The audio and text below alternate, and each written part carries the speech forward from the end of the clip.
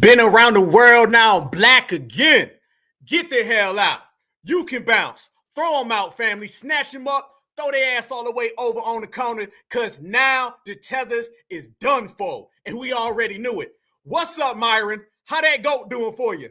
Are you having a good time with that goat? Is that your goat boyfriend? Well, guess what? Both of y'all going back to Sudan, because foundational black Americans told these Tethers once, and we won't tell them again. Enjoy the travel ban, because they out here gagging, they out here choking, and foundational black Americans still out here, and we getting paid. FBA Friday. We in the house.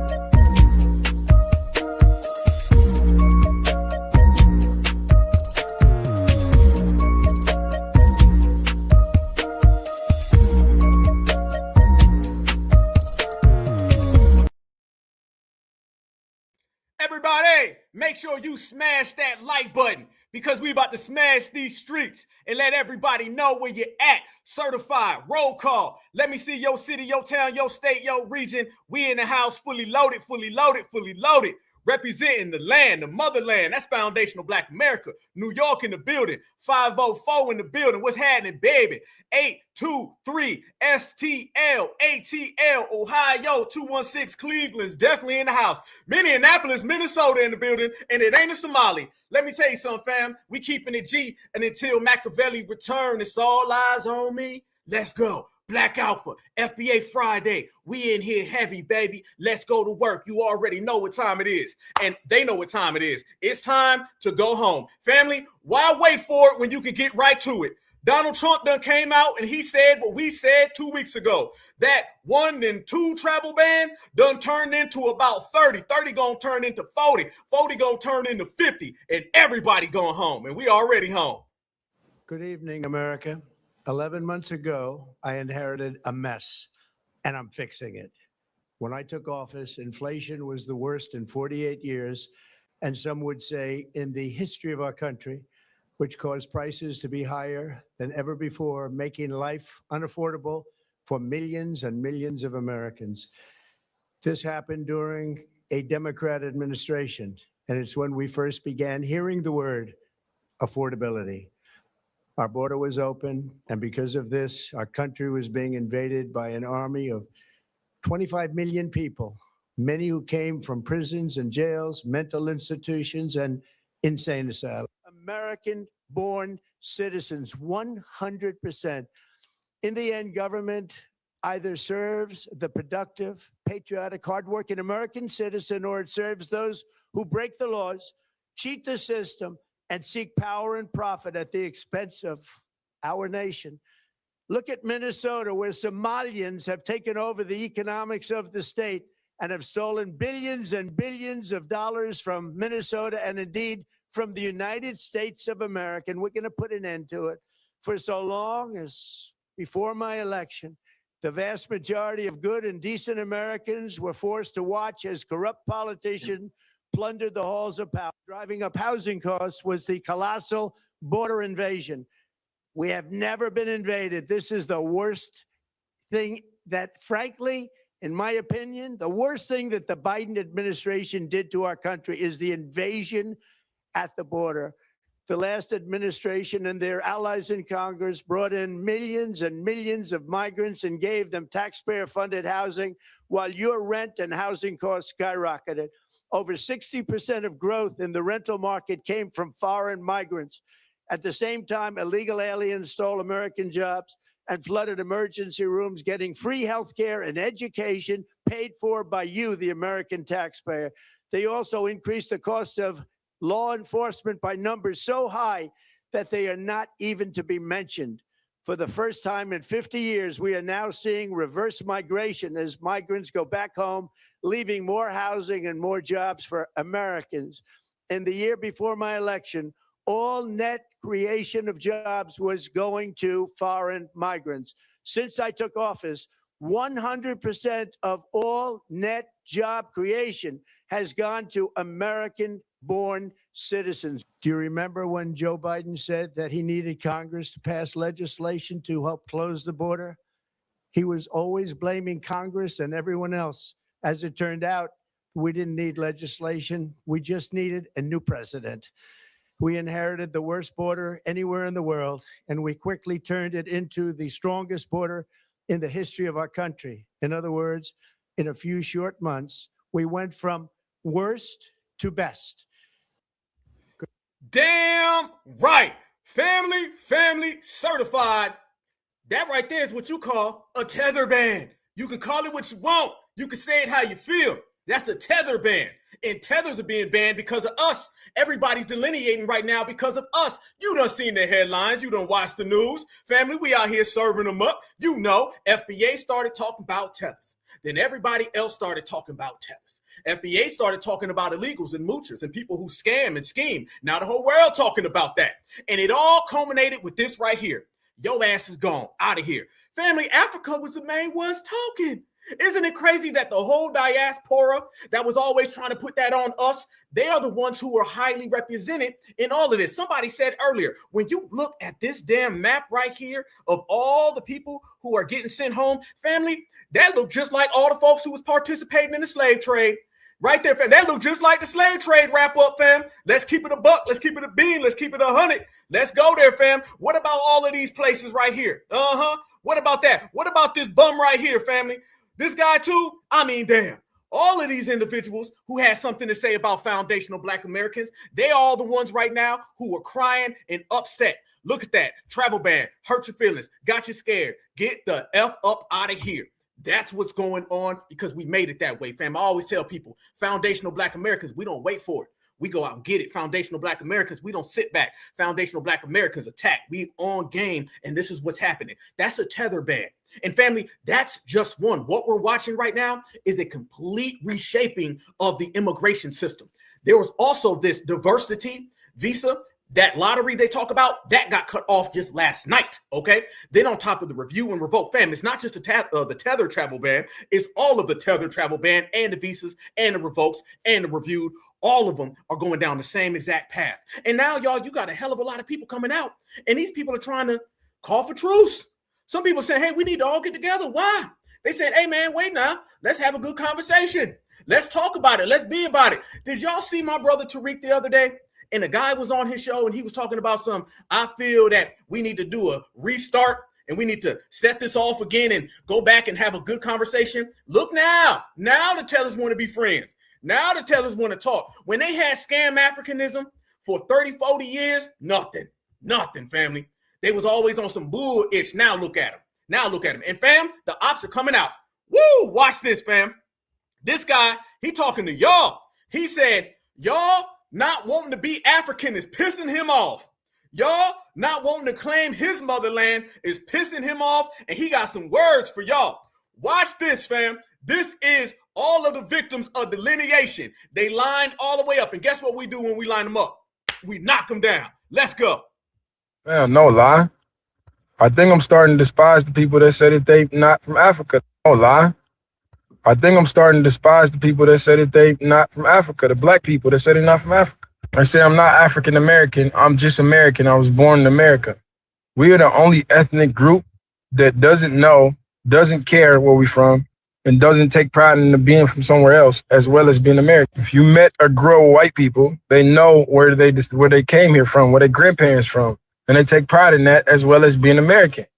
We're the only group that don't want to find out and completely write it off and say that we're just American, which I believe was the plan of the slave owners in the first place, was to take us from our homeland, make us forget, and make us hate ourselves. There's no better indication that it worked than a nigga getting online and saying, I'm not from Africa, I'm not African American, I'm just American because I was just born over here. Freeze! How many Africans is in here tonight? Are y'all a bunch of Africans who just don't know where you're from? Are there a bunch of Africans in the building? He said that we's all a bunch of Africans, and it's pissing him off. It made him upset. It made him very angry. He's in his feelings, y'all. He in his tether feelings, because this is a tether right here. Let's make it clear, y'all. Let's not get it twisted, tangled, or messed up. This guy is a tether. And he said it was all one big plan and one big strategy to get foundational Black Americans to forget that we all from Africa. You ain't heard the news, homeboy. You ain't got the memo, partner. You ain't talking to no damn Africans in here. These are a bunch of well-represented, certified foundational Black Americans, a bunch of real ones, if I do say so myself. So continue to talk, continue to speak, because the more you speak, the more I see that goddamn gap in your mouth. So you a tether having a tantrum. Bro, that's exactly what the fuck they wanted. That's pissing me off. Just say you don't want to know. You don't know and you don't want to know. Don't completely write it off and say we don't look like them. We don't whatever like them. Bro, we are them. No. We don't look like them. We are not them, because them is getting travel banned. Them's is going home. Them's, the president just said they come from shithole countries. And we come from the country they want to come to. So, nah, miss me with that one, Tether man. That's the only proof we got. And we were here first. We are the real Native Americans. Where's the proof? And show me a Native American that believe your story. Most of the Oneidas, Menominees, Potawatomis I know, they don't believe that shit. My grandma told me I was a Cherokee. Say that to an Oneida. They're going to think that's funny. That's a joke, bro. Gap. So Look at the gap, fam. You see it. You look, there it is. Tether alert. Look at that, family. That man got a whole damn football field in between his two front teeth. All he want for Christmas is some new front teeth. Goddamn, this is Tether. He got on the New York hat. He got on that Tether gap. You know damn well where this is coming from. He just mad. And listen to him too, fam. Y'all go talk to some Indians. They'll tell you. See, he got to go talk to them. He want to go talk to $2 Tonto.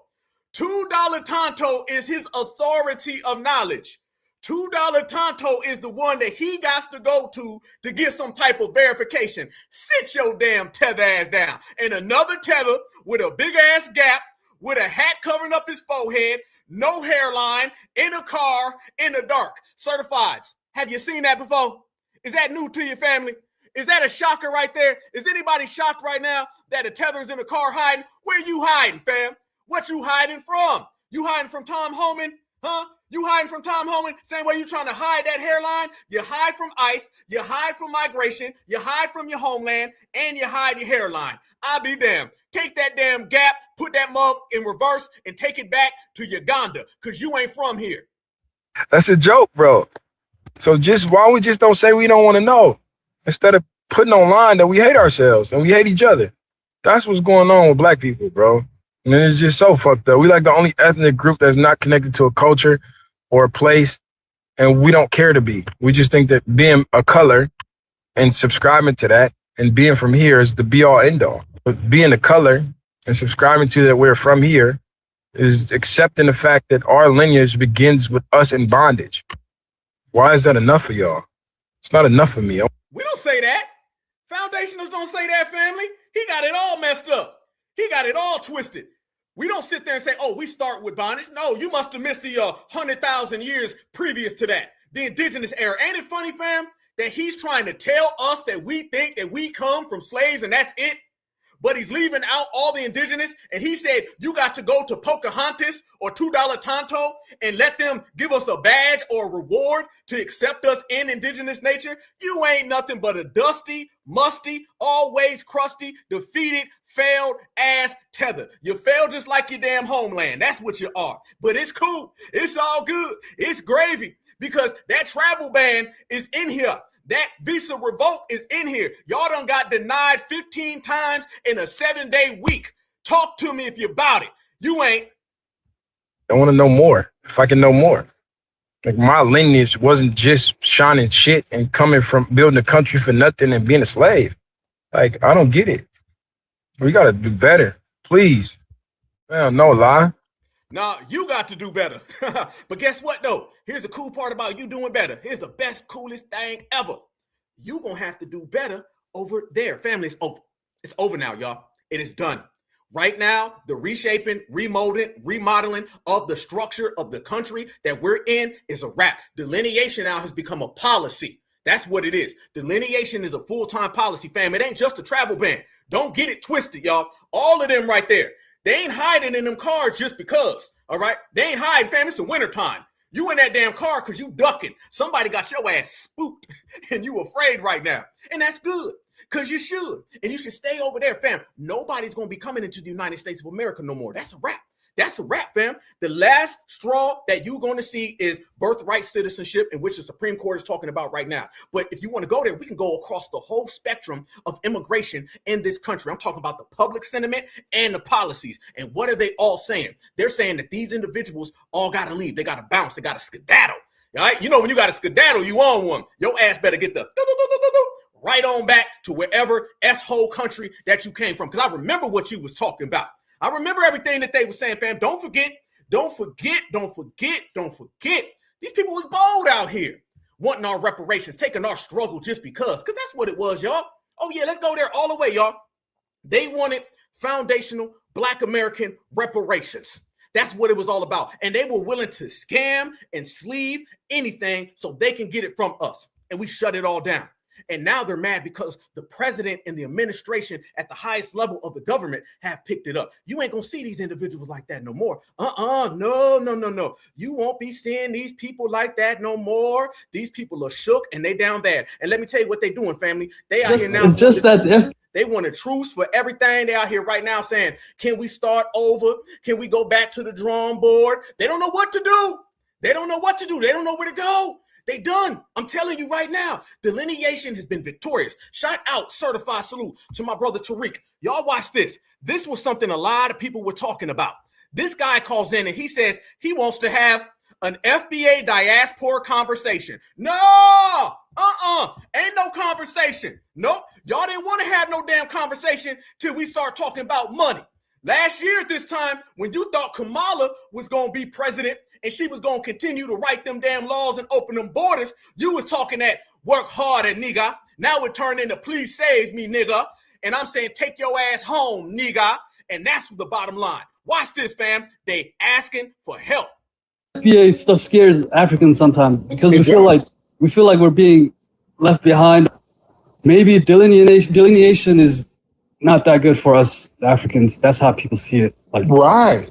You know, It shouldn't be like that, and that's it's a threat. It's a threat to us. It shouldn't be because of the people delineate from us. But it wasn't like this in the past, like 10, 20 years ago. We're all just black, but now everybody delineating, even Africans themselves. Yeah, they let us know because we would be told by many Africans, Somalians, and Ethiopians. They would run around telling us, "We ain't black, we're Somalian. We ain't black, we're Ethiopian. We ain't black, we're Nigerian." They would tell us that. And we're like, okay, is that what we're doing? And then when, they start coming up with little names like Abids, Jarirs, Akadas, little stuff like that, we let it slide for a long time. And then after a while, we say, you know what? A lot of these folks are getting into political positions where they're undermining us. So, we're going to have to draw a line in the sand and say, okay, we're going to have to start getting a head count on who's who, who's down. We're not going to sit here and have a big kumbaya party until we vet people. We're just getting some proper straightening. That's it. But the biggest fear is as black men. No, ain't no biggest fear. Family, brothers, sisters, kings, queens, goddess, gods. I want y'all to notice that Tariq's energy is the same energy that he had last year. Tariq is still standing on business. Tariq is still pushing principles, and Tariq is still representing the lineage.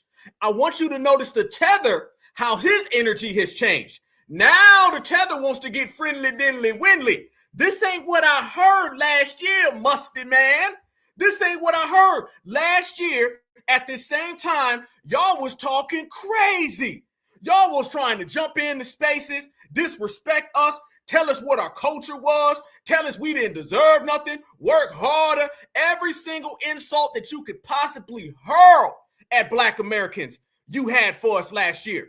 What done happened in a small amount of time? Where did it go? Why you so nice now, Tether? Y'all notice the little act right energy? that the Tethers got. Y'all notice that, right? Tethers in here saying, how could we redo what we had now? You better redo cleaning that damn homeland. All of your life is back home. That is it. I know you hate home. I know home just hurts your feelings, but your feelings is going to have to get hurt while you back over there because you can't stay. We stood on business now the same way we did then, the same way our brother Tariq is right here, checking them with facts. And these folks is falling all the way to hell back. Americans are delineating, and America as a country is doing the same thing. They're coming after us. Donald Trump got elected. Immigrants are scared. So now Black Americans are doing their own thing. At the time, we're hoping that they would be standing up for us. Stop. Listen to what he said. He said, Black Americans are delineating at a time where the American government is doing the same thing. Family, did we not say that? Did we not say that? Did we not say delineation from us is deportation from Trump? Didn't we say delineation and deportation and reparations and regulation? Shut it all the way down. They even get in the picture. Now the Tethers are forced to have to accept them specific nuts got to get held. And I got a very, very strong suspicion he ain't got none, okay? Remember, y'all, you got to grow nuts to hold nuts. And I don't think he's got neither of them. You know, being part of our coalition. But Yeah, and that's the problem. we don't know what to do now. Yeah, because we told people, cats should have really checked themselves with the disrespect. So how about we have a restart, man? Black Americans and Black immigrants, we forget everything in the past. A restart? Fam, they copping, please. They shook. They wobbling. They hurt. The knees is buckling. How about we just have a restart? A restart? A restart? Hell no. Start what? We was never cool. Americans and Black immigrants, we forget everything in the past. We start a new contract. We put the disputes and all the stuff to the past and just have a fresh start. Respect each other, respect each other's cultures, work together where we can work together. Let's try to work on that. I'm ready for that. Well, the thing is, man, it's going to have to start back in the homeland. It has to start there because a lot of people bring over the same tribalistic disposition that they had over there. Talk your talk, Tariq.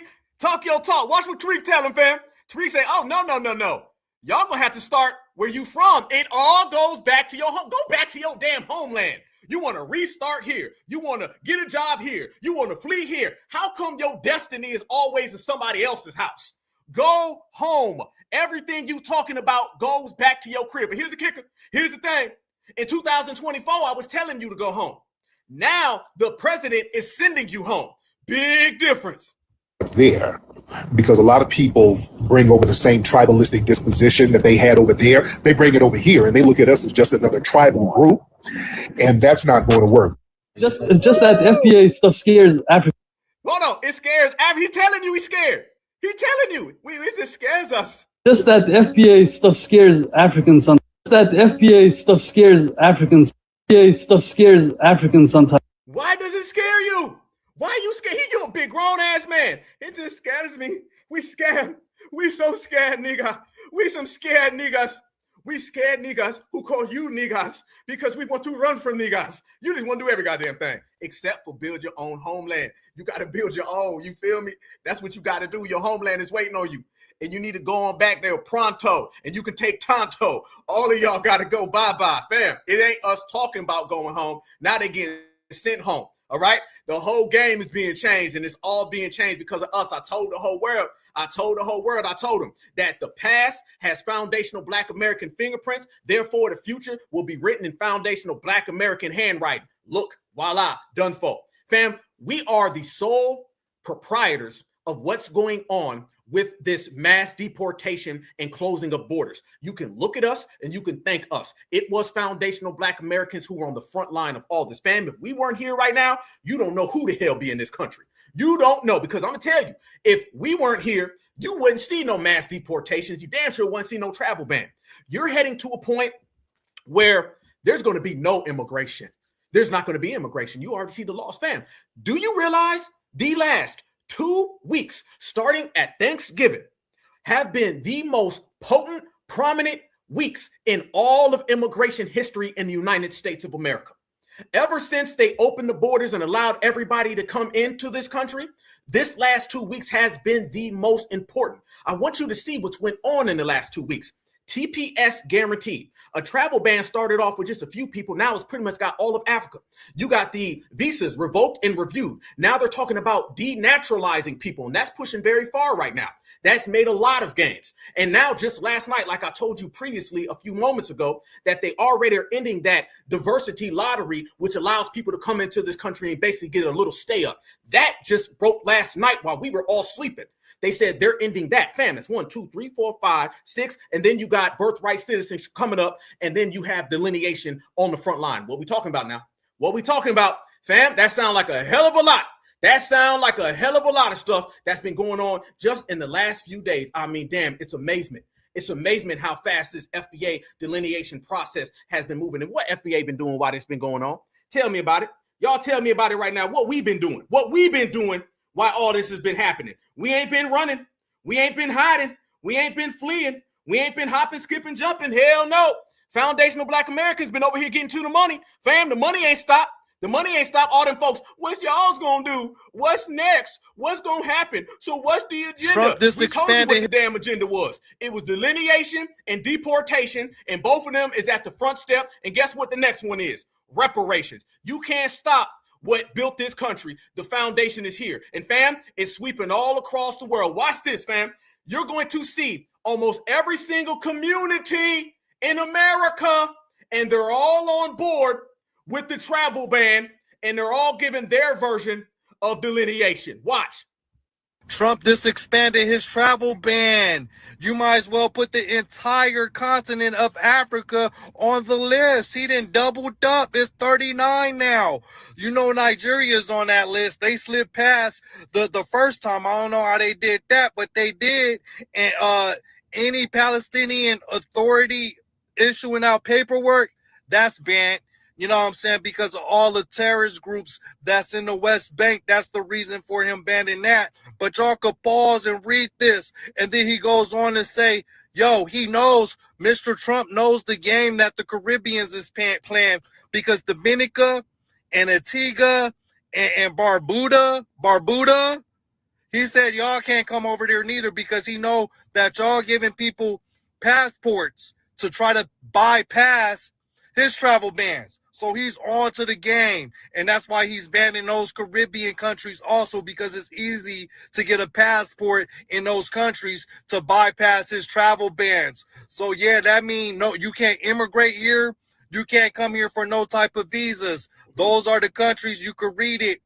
But yeah, till next time. Breaking immigration news, Trump just signed an expanded travel ban, and it goes much further than the one before. It specifically eliminates the ability of U.S. citizens to petition for their immediate relatives from these countries to come to the United States. When Trump put forward the initial travel ban in June of 2025, even though there was a full travel ban for all other visa categories, immediate relatives of U.S. citizens could still come in if they went through the immigration process. They were essentially an exception. But now, per the new travel ban, this is no longer an exception. If you come from a shitty country, don't bring the shittiness from your country with you, because we don't want it here in America. There go Karen number 978. They talking reckless. What you gonna do about that, Tether man? I know you ain't gonna let her talk to you like that. I know you ain't gonna let her talk to you like that. Come on. You love your country so much and you love your government so much. Go back. Why are you here to begin with? I don't understand why people are acting like immigration, deportation, revoking visas, revoking citizenship is a novel concept. This has been going on for decades, and also happens in other countries as well. Trump is talking about ending all migration from third world countries and denaturalizing any U.S. citizen that does not align with so-called American values. Yeah? And? How's this? No, I don't like Somalis. I don't want them in my country, and they bring absolutely nothing of value here. And I know people are going to sit there and scream and cry, oh my gosh, the statistics, they're so racist. But at the end of the day, the facts are the facts, and I'm not. Damn! Karen number 952 pissed off, and she ain't playing. Damn. And? How's this? No, I don't like Somalis. I don't want them in my country, and they bring absolutely nothing of value here. And I know people are going to sit there and scream and cry, oh my gosh, the statistics, they're so racist. But at the end of the day, the facts are the facts, and I'm not going to apologize for that. I mean, genuinely, what have they brought of value here? And I'm not saying that they're all bad on an individual level. I understand that people who lack nuance aren't going to be able to comprehend that as a collective they're bad. Individuals, I'm sure that there are some that are fine, just like any other population. But if you look at the violent crime statistics, you would see that it's not stopping when they get to America. Somalia has a terrible problem with violent crime. They come into places like Minnesota, and despite being an extremely disproportionate amount of the population, their violent crime rates are sky high. Whoa! Uh-oh! Are they pulling out the per capita on the immigrants, y'all? Are they pulling out the per capita on the immigrants? Weren't the immigrants the same ones trying to tell us, y'all got crime? You don't know your parents. You do this, you do that. Oh, wait, hold up. So they doing that to you now. So now you are getting all them same stereotypes about crime, and a lot of them ain't really stereotypes, that you try to put on us. Y'all remember the Africans was coming over here and they was trying to say the same thing the dominant society does. Look, fam, the Africans come over here, they would mimic what the dominant society says about Black Americans, and they would say it back to us, and now the dominant society saying it to them. They pulling out the crime statistics, man. They're going straight up snow bunny per capita on your ass, Mr. Mutombo. What you got to say about that? I really want to know. All the Mutombos, I know you're out there. You might be in your car. You might be hiding. You might have a big-ass carpet wrapped around your head trying to hide your forehead and your hairline. I get it. But in the midst of not doing all that, I need you to tell me how you feel about them pulling out your crime statistics. And notice, fam, she seemed very xenophobic. Let me tell you something. I said this just yesterday. Let me go ahead, Black Alpha, me, myself, and I. Let me tell you something that you'll never hear and you've never heard. I'm going to give you a breaking news exclusive that you never heard anywhere. You never heard a Tether tell white people they're being xenophobic. Have you ever heard that before? Well, I'm waiting. When have you seen a Tether say you're being xenophobic or you're a hate group to white folks? Listen what she just said. She's like, I don't like Somalis. I don't want them here. You ain't nothing. How come you don't go tell that to them? How come people who look like Mr. Mutombo never tell people who look like Becky number 777 that she's being xenophobic? Because I just sat there and listened to that, and that was a very, very, very xenophobic statement that came from her. Fam, look at it. Look at her. That's Becky right there. Look at this. How come people who look like that right there never tell this woman who look like that right there that she's being xenophobic? I just want to know, how come people who look like that right there never tell people who look like that right there that she's a part of a hate group? I'm just waiting. Oh, because you reserve all that for foundational Black Americans when I simply just told you to get some deodorant and pick up a broomstick.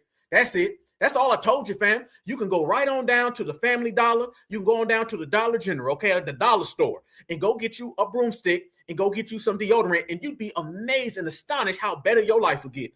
But instead, you want to worry about foundational Black Americans. Well, guess what? It's all on you now. It's all on you. And family, like we said, what they're doing, they're cutting off all the little back avenue things. What is very, very frightening for all the Tethers, it's not just a travel ban on paper. Delineation it's not just the words. It's how exclusive and how detailed it is. Did y'all notice how detailed that was, fam? That was super detailed. What they're doing, y'all, is that they're cutting off these people from being able to send their family money or to send their family a ticket to come over here. They cutting off every corner because guess what?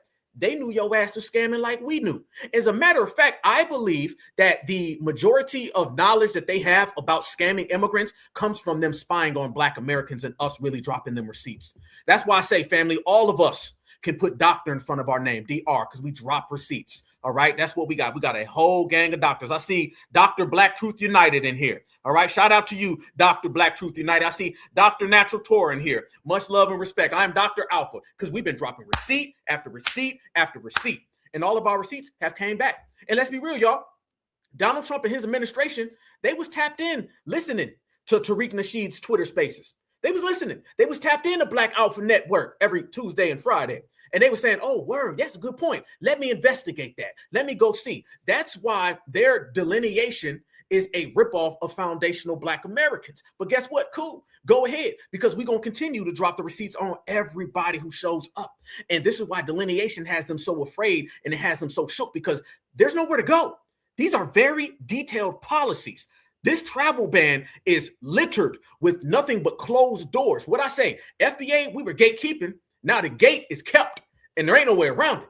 And family delineation has these people so afraid. But remember, nobody's ever got a problem with delineation when someone else does it. They only got a problem when we do it because we run the yard. Delineation is only a problem when we do it. It's only problematic. It's only threatening. It's only xenophobic when we do it. I noticed that. I'm sure y'all noticed it too. Because how can you be offended or taken aback by delineation of Black America when we was never together with nobody in the first place? Who was we ever in cahoots with? Who was we ever together with? Regardless of what people are saying right now. Oh, we was always together before. We was working with y'all together before. We were supported. Yo, we were just supported. And when motherfucker win. Win. Talk your talk. MF win. You wasn't out there marching with foundational Black Americans in the civil rights era. How the hell was you marching with us in the civil rights era when it was a civil rights era that allowed you to come to America? You weren't here. You weren't marching with foundational Black Americans with George Floyd. Hell no. You weren't marching with foundational Black Americans for Rodney King. You never marched with reparations. Y'all were never connected to us. So don't be mad now that the travel ban is dividing you from not just us, but from this whole damn country. When I can't recollect. I have not Googled anything. I have not read about anything. I have not seen anything that proves that we were together before. So what the delineation thing, and my thing is, why is the FBA, the Foundational Black American title, so threatening and so offensive and so being so ostracized, even within a lot of Black Americans? I've seen a lot of Black Americans talk about FBA, like FBA is, I'm not an FBA, I'm an African American. I'm not an FBA, I'm an African American. And it's like, it's just a change of title. It's just a change in name. It's not a political cult, or I'm sorry, it's not a religious cult or a political ideology. It's just a different name. Give the African American title to people who are actually from Africa, who actually have family and friends in Africa. That title could be very useful for them, not for us. So I feel like some of that has to do with like low self-esteem. Like if you're offended by the name Foundational Black American and you are a Black American, you have low self-esteem or something. Something is wrong with you. Damn right. Something is wrong with you, and ain't nothing wrong with us. You only get to this point in time if you doing what we do, y'all. That's the only way you get here, okay? You're starting to see foundational Black American power exhibited through all different means of communication, verbal and nonverbal. Just the energy, the vibration, the frequency is what's shutting a lot of people down. And that's a lovely thing. It's a lovely feat because it's making everything clear. Who is who, what is what, where you're coming from. You're really watching right now, fam, a reckoning. This is a reckoning right now. Everybody's getting a reckoning and a check-in, and it's all brought to you and sponsored by Foundational Black Americans. I know there's a bunch of haters out there. I know the haters be mad. I know they lose sleep over us, but they just gonna be some sleep-ass deprived people. Because we're not going nowhere. I want y'all to notice this foundational Black American renaissance and the delineation movement that is attached to it with the reparations generation that we live in. I want y'all to notice that this thing is gaining steam. They thought it would crash out. Y'all remember Black Lives Matter? How long did that last, right? A week, 2 weeks? Everybody went home, laid down, took a nap, right? Y'all looking at this right now, though, right? You know the difference is because when you got something that's grassroots, it's something that really comes from the block, it's something that is really the will of the people. Oh, this is why you get what you got and the way you get it. It's pure as hell, fam. Man, I want everybody to enjoy this damn ride, and it's only getting better, fam. There's 3 more years of this right here in terms of the Donald Trump administration. That's not even include what may come after, and that's not even including how we stand on our game. We stand on our policies and our politics, and we got them booming. It's over with, fam. Let's go there, okay? We're going to go all the way live. Nobody likes foundational Black Americans, and that's okay, because I don't like you anyway. I don't like nothing about you. I don't like the fact that you are a coward who doesn't stay in your homeland, okay? I don't like the fact that you come over here and you always do this when the dominant society run up on you, but you always do this when you count my pockets. All the paper chasing that we be doing, they be clout chasing. All the pocket watching, All the just foundational Black Americans living in your mind rent free. Them days is done. Them days is done. You get mad all you want to. And when I talk about mad fam, oh, there's some haters. And them haters is coming out the woodwork. Oh, they coming out the woodwork fast as hell, y'all. Look at this right here. Delineation is treason. Treason from who? From where? From what? Fam, they out here. Remember, we ball out, they crash out. Because it's one thing that irritate me. I'm gonna be real with you. With Black Americans, and this is coming from somebody that was born in America. I was born in Houston, Texas. Uh-oh, no, fam. He said Black Americans coming from somebody who was born in America. He didn't say that he was a Black American, though. Uh-oh, watch it. I'm gonna say this. Because it's one thing that irritate me. I'm gonna be real with you. With Black Americans, and this is coming from somebody that was born in America. I was born in Houston, Texas. My ancestry, you know, went through slavery and all this other stuff, transatlantic and trans-Saharan. I'm gonna tell you, when Black people be talking about Africans don't like us. No, they don't like them N-words. And guess what? I don't either. Because at the end of the day, what you gotta understand is, don't forget in school how you talked about them people. How you talked about your brothers and sisters and picked on your brothers and sisters. Remember that. Remember how you picked on your Haitian brothers and sisters, your Jamaican brothers and sisters. I don't have any Haitian brothers and sisters. I don't have any Jamaican brothers and sisters. I've got certified foundational Black American brothers and sisters. And by the way, is he in the dark again? Fam, what the hell is up with these damn night crawlers? Are these some Tether night crawlers? God damn. Do you got light? Can you afford a light bill, fam? I don't be thinking these people can pay their damn light bill. Always in the dark. Always, fam, this is getting real goddamn creepy. Get your ass in some light, homie. All this, your family brother and sister, and then your family brother and sister, and blah, blah, blah, blah. Quit worrying about that, homeboy, and get your ass in some light. All right? How about that? And foundational Black Americans, you're not hitting me with the brothers and sisters. You ain't gonna force no family on us. Them days is done. Nice try. All that. You gonna tell me who my family is? You gonna tell me who my brother is? My sister? Nope. My brothers and sisters, who the hell I say they are. That's what it is. Oh, goddamn creepy ass nightcrawler can't pay your goddamn rent, can't pay your damn bill. I think they be living in their car. And they ain't got no gas. That's why they always either be parked or right now he trying to find a spot because that damn car is starting to putt-putt.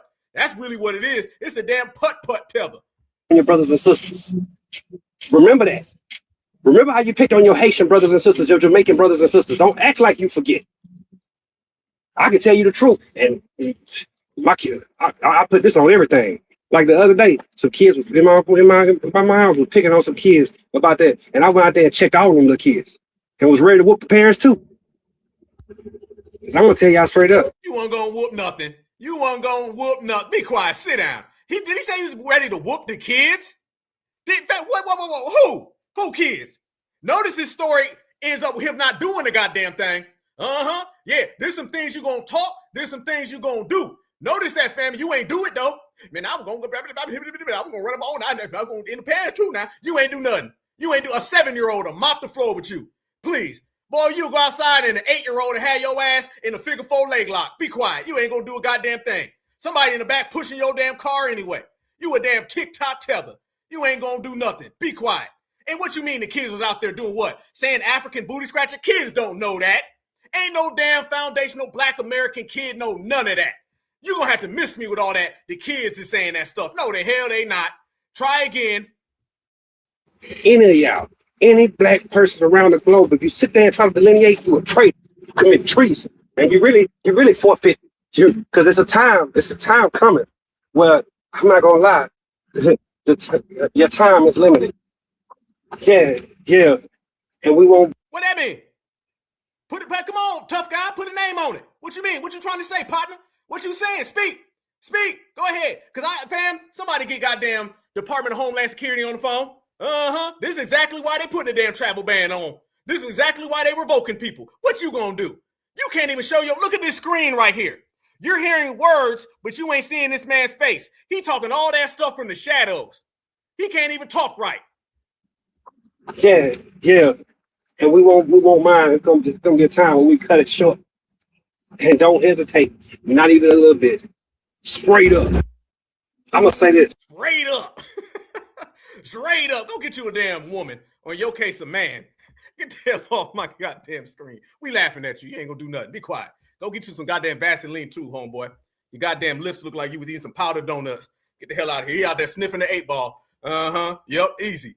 Fam, this is what we talking about. Look how mad they're getting. Remember, they weren't mad like this a year ago.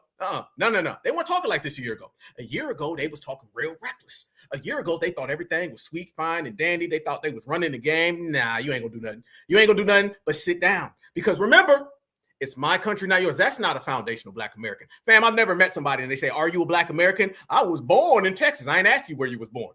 I ain't asked you where you was born. Shit, you can be born anywhere. Are you a foundational Black American? You know what I'm talking about. I'm talking about that DNA. I'm talking about that bloodline. I'm talking about the lineage. I'm talking about the heritage.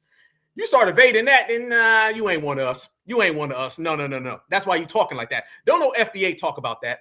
And don't know FBA stand on that time. See, what they're mad at right now, y'all, is that the energy has shifted. There's been a complete, utter energy shift that's went on in the United States of America. And that energy shift, quite frankly, is one where we don't care about anybody other than ourselves. And guess what, fam? That's how it's always been, and that's how it should always be. We right now are cleaning up a lot of the mess that went on before, okay? Back in the old days with the open borders and the open policies, that's really what it was. I want you to think about essentially and how this really plays out.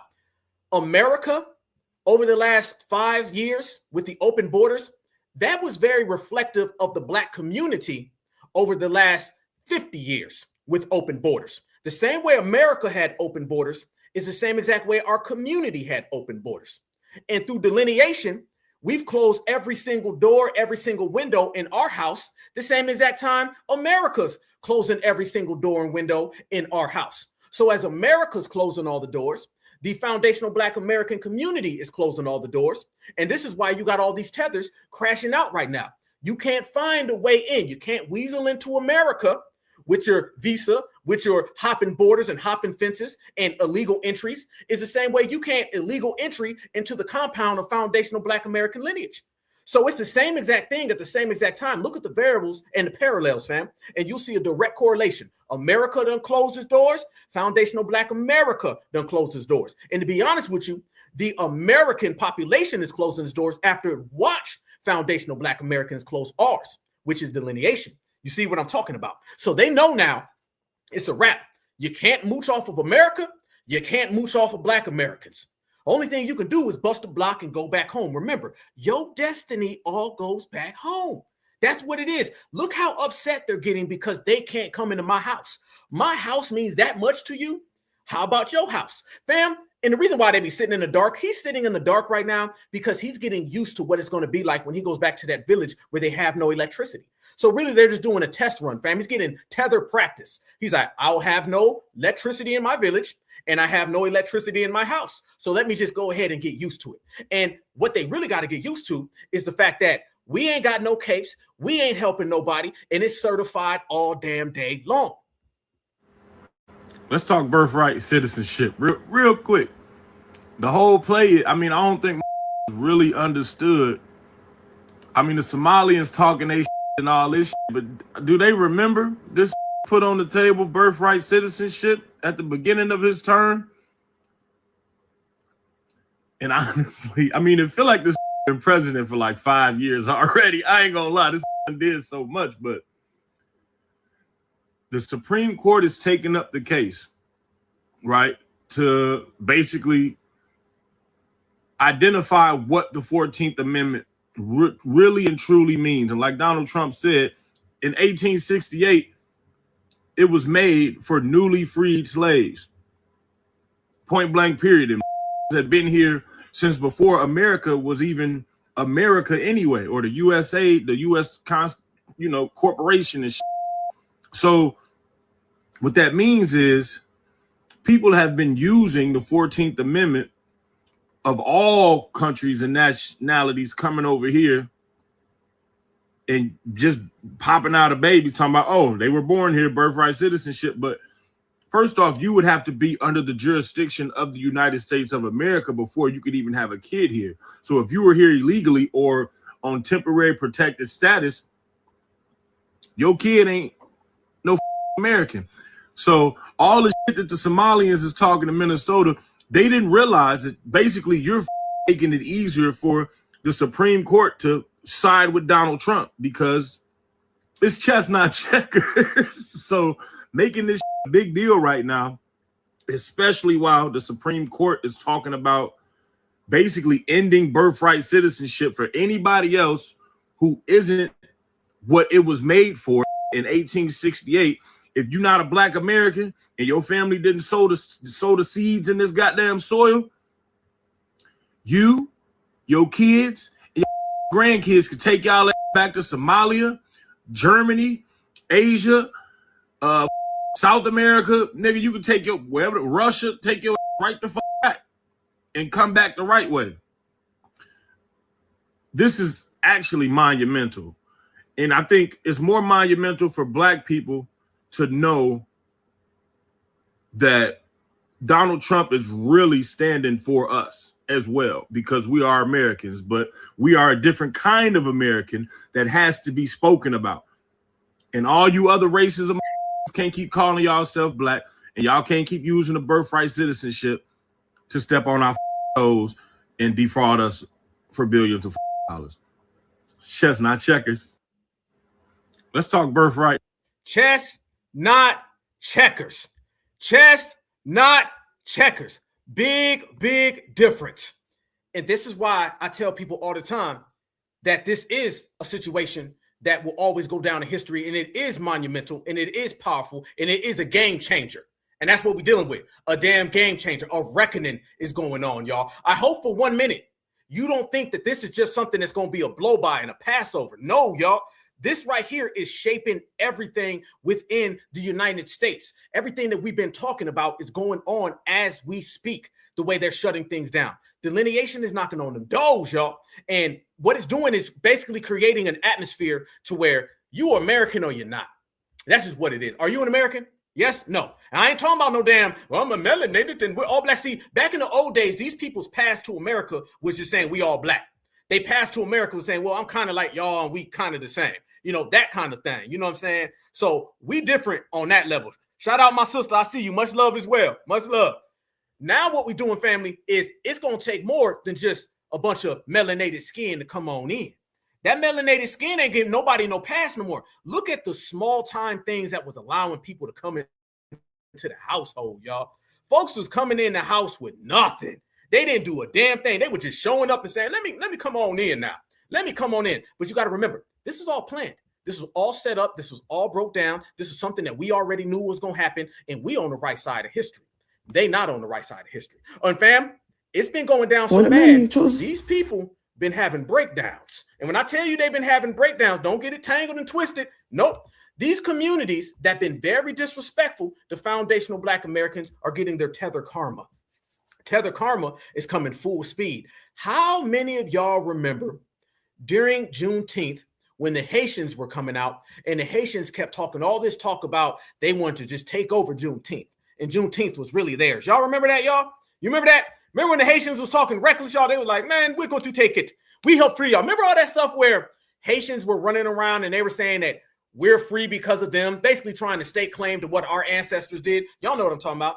Man, ever since the news done came down about this travel ban, man, it ain't been the same. Man, it ain't been the same, fam. They are literally having tether tears right now. These tethers are crying in real time because they have to go home. And if you are home, you have to stay home. But all that talk that they was talking, they not talking like that no more. Now they're kind of easing back a little bit, fam. Let me tell you something. Watch this, fam. You remember? I remember. Y'all remember? Okay. Well, let's go ahead and look at the change in energy. Fam, this big back Haitian lady had a full crash out meltdown when the news came out about this travel ban and about these visas and about that TPS getting revoked. I'm just going to tell you ahead of time, them tears was whooping her ass. Fam, she can damn near barely breathe. She out here gasping for air the same way they gasping for straws. But remember, y'all the ones who help Black Americans, so now you can help yourself. One of my mutuals sent me a video this morning of our president talking about him stopping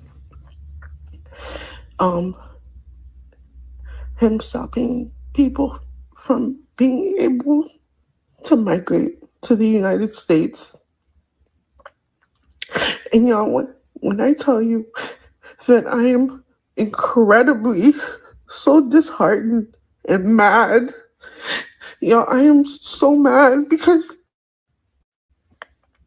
I swear, many of us who come here, we did not come here because it was the sweet life of Zach and Cody. My family left because of the political state and what was happening in Haiti. Somebody said she looked like Biggie. Somebody said she looked like Biggie. First things first. Damn. My dad, last time he left Haiti, literally fled. He fled. When I migrated from Haiti to the United States, it's because they were kidnapping kids.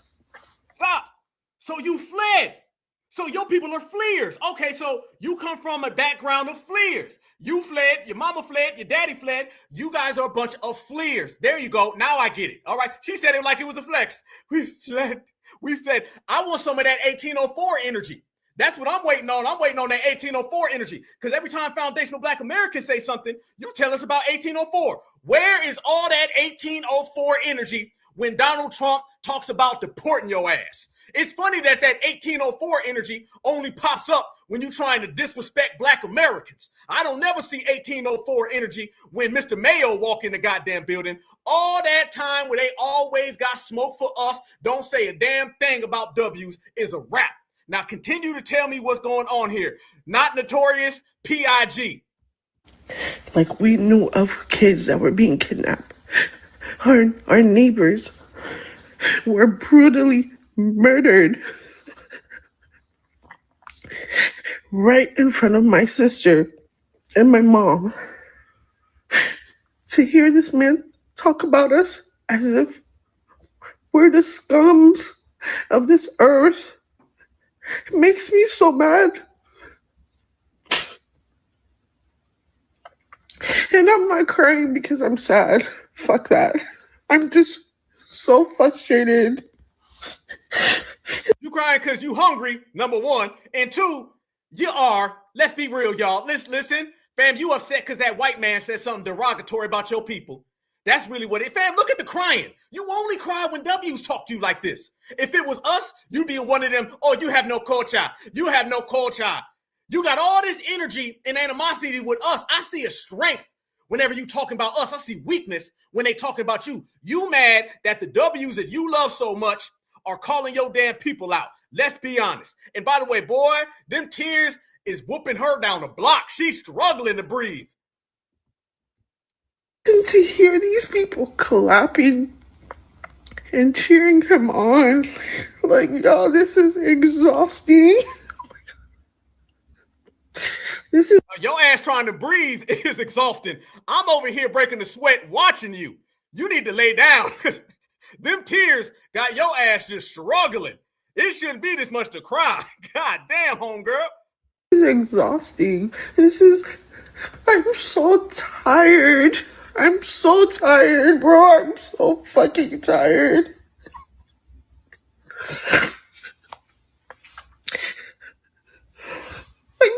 I can't fucking take this shit anymore.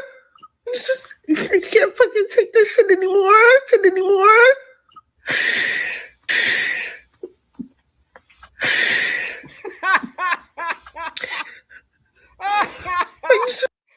I'm so tired, bro. I'm so fucking tired. I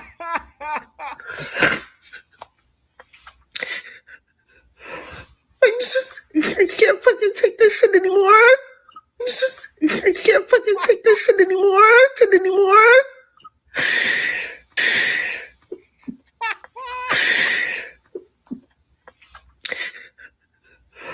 I can't fucking take this shit anymore. And I know some motherfucker's gonna come on here and be like, oh, You're crying and you're holding the camera. You're crying. Bitch, people need to fucking see how this is affecting people. This is... No, First off, why the hell do you look like a Twinkie on a treadmill? She out here like a Twinkie on a treadmill. She out here just struggling. She can't even breathe. I ain't never seen somebody struggle this hard to cry. She ain't even moving. Fam, she's acting like she's jogging up. She's sitting down. If sitting down got you breathing that damn hard, what the hell is your problem? They normally hide their forehead and their hairline. She hiding that damn stomach and that torso.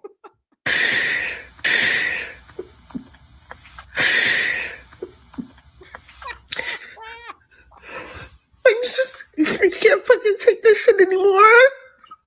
Neither can I, and neither can America, and neither can Donald Trump. Okay, so how about you just do us all a favor since you can't take it anymore? Go home. There you go. Simple solution. Why they act like they ain't never got a solution, fam? Like they don't know how to solve all this. I got an easy way. It's called go home. There it is. She over there. I can't anymore. God damn, breathe. Relax. Stand up. Damn, apparently sitting down ain't working for you. You might breathe better if you stand upright, if you can. But damn. But notice, you don't see the same energy as before. Notice the energy that you're seeing right there is an energy of them white folks was clapping. They was happy. They was mad at me. I see through all the Tether lies, y'all. All right, I know what Tethers be doing. They be trying to front. Tethers really be trying to tell you that they're mad because mommy and daddy called them a bad name. That's really what it was. Because think about it. Every time you see those little podcasts, those Haitians talk reckless about us.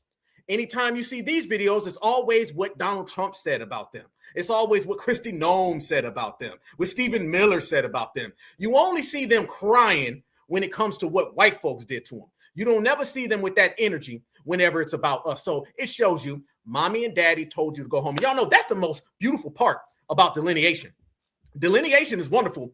Watching the Tethers really get upset because mommy and daddy done BTA, belt to ass. That's really what it is. Fam, isn't there like an underlining thing that you notice when it comes to immigration? Ain't one of the underlining things is like they're all really upset because mommy and daddy are mad at them. So not only is it deportation, getting your visa revoked, your TPS status getting cut off, there's this whole I want to be next to mommy and daddy. I want to be next to my supremacist family, and you're getting hurt right now. They're acting like mommy and daddy yelled at them. Let's not forget about like the psychological thing that's kind of under the table with all this, fam. And that main psychological thing is that y'all mad because mommy and daddy told your ass to go home. And you can't accept that, can you? You can't accept it at all. It's just breaking your damn heart. That's why you over there spitting Twinkies out. She got ho-hos. She got a whole goddamn bag of M&Ms. She just out there grubbing. But that's really what it is. And you know that's what it is. And we know that's what it is. So enjoy the deportations. Enjoy these people breaking down. But also enjoy the fact that you came over here to be next to white folks. Remember, immigration is about proximity to whiteness. That's the underlining thing that nobody ever really talked about except for us. When I tell you guys that we've been on the front line of all of this, it's because we are the smartest, most intellectual. So we see when no one else sees. We read between the lines. We see behind the layers because we the ones who peel the damn layer back. Understand, y'all, the whole world got dominated by white supremacy. And then for the last few hundred years, the whole world has been running to America to be next to white supremacy. Let me double up and bring that back one more time for your mind, okay? White supremacy is global. And since the white supremacists conquered the world globally, all of their little conquered puppets have been spending the last 100 years trying to run back to the white supremacists here in America and over in Europe. Notice that, family? How come they always run to the areas that are occupied by white people? It's because the white man went to your homeland, conquered you, and then you spent your time trying to run to them. They're basically like the child that never knew their father. Their father came into town, smashed their mama, impregnated her, and left. And they've been spending the whole time saying they want to reconnect with their daddy, they white daddy. So they run to Europe, they swim to Europe. Fam, you trying to swim across a sea with damn sharks to get next to. Think about this, fam. Mexicans, they go across deserts with scorpions and rattlesnakes to get next to white people.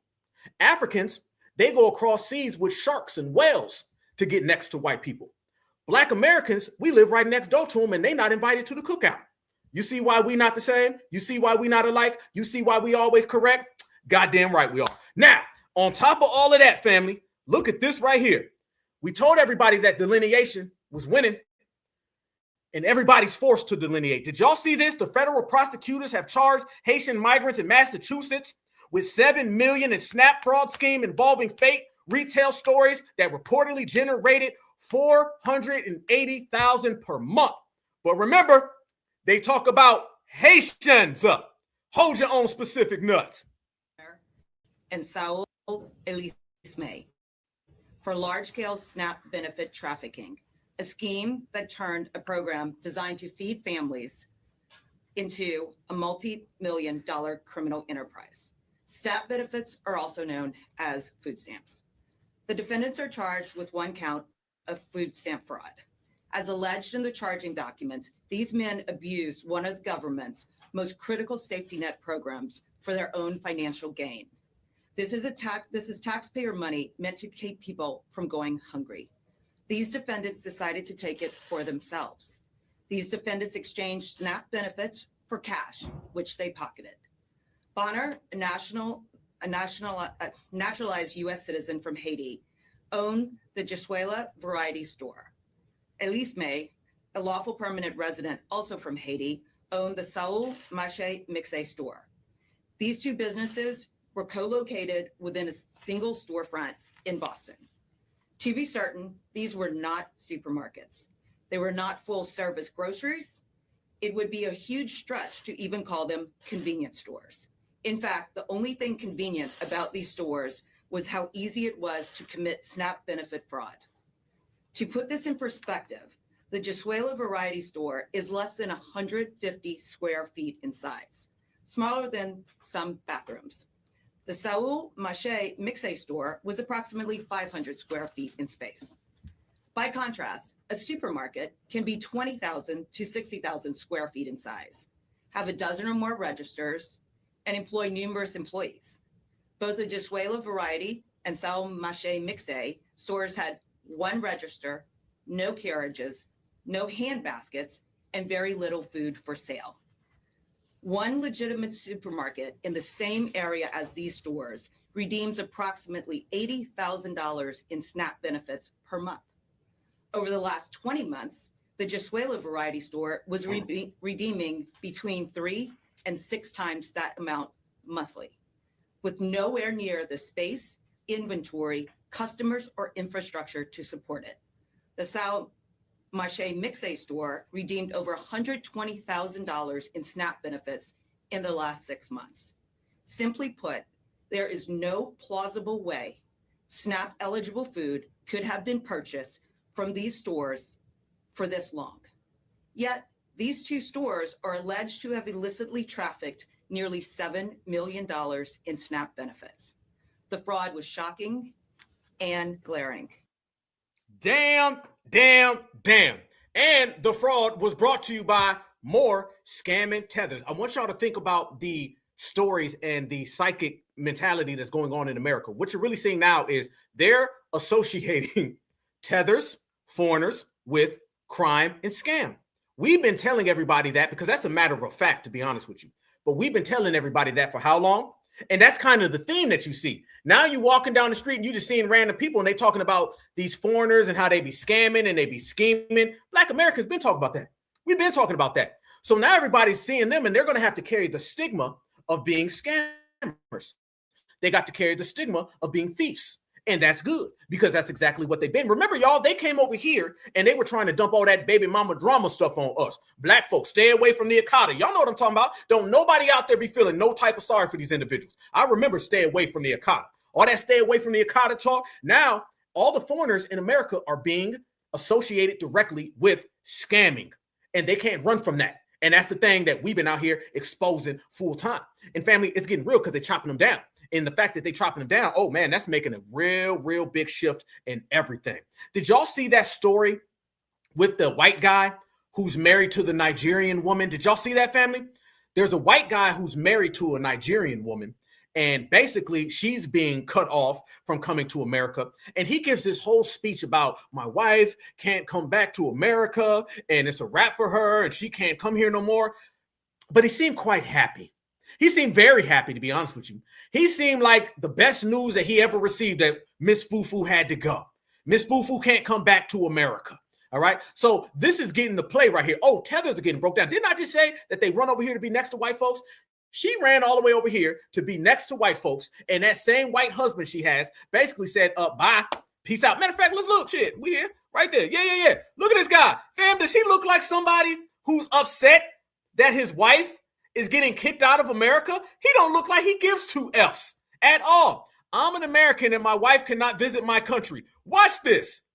It is now extremely unlikely that my wife will be able to visit the United States anytime soon. For those that don't know me, my name is Chris. I'm an American. I've been married to my beautiful wife, Adenike, for the past year and a half.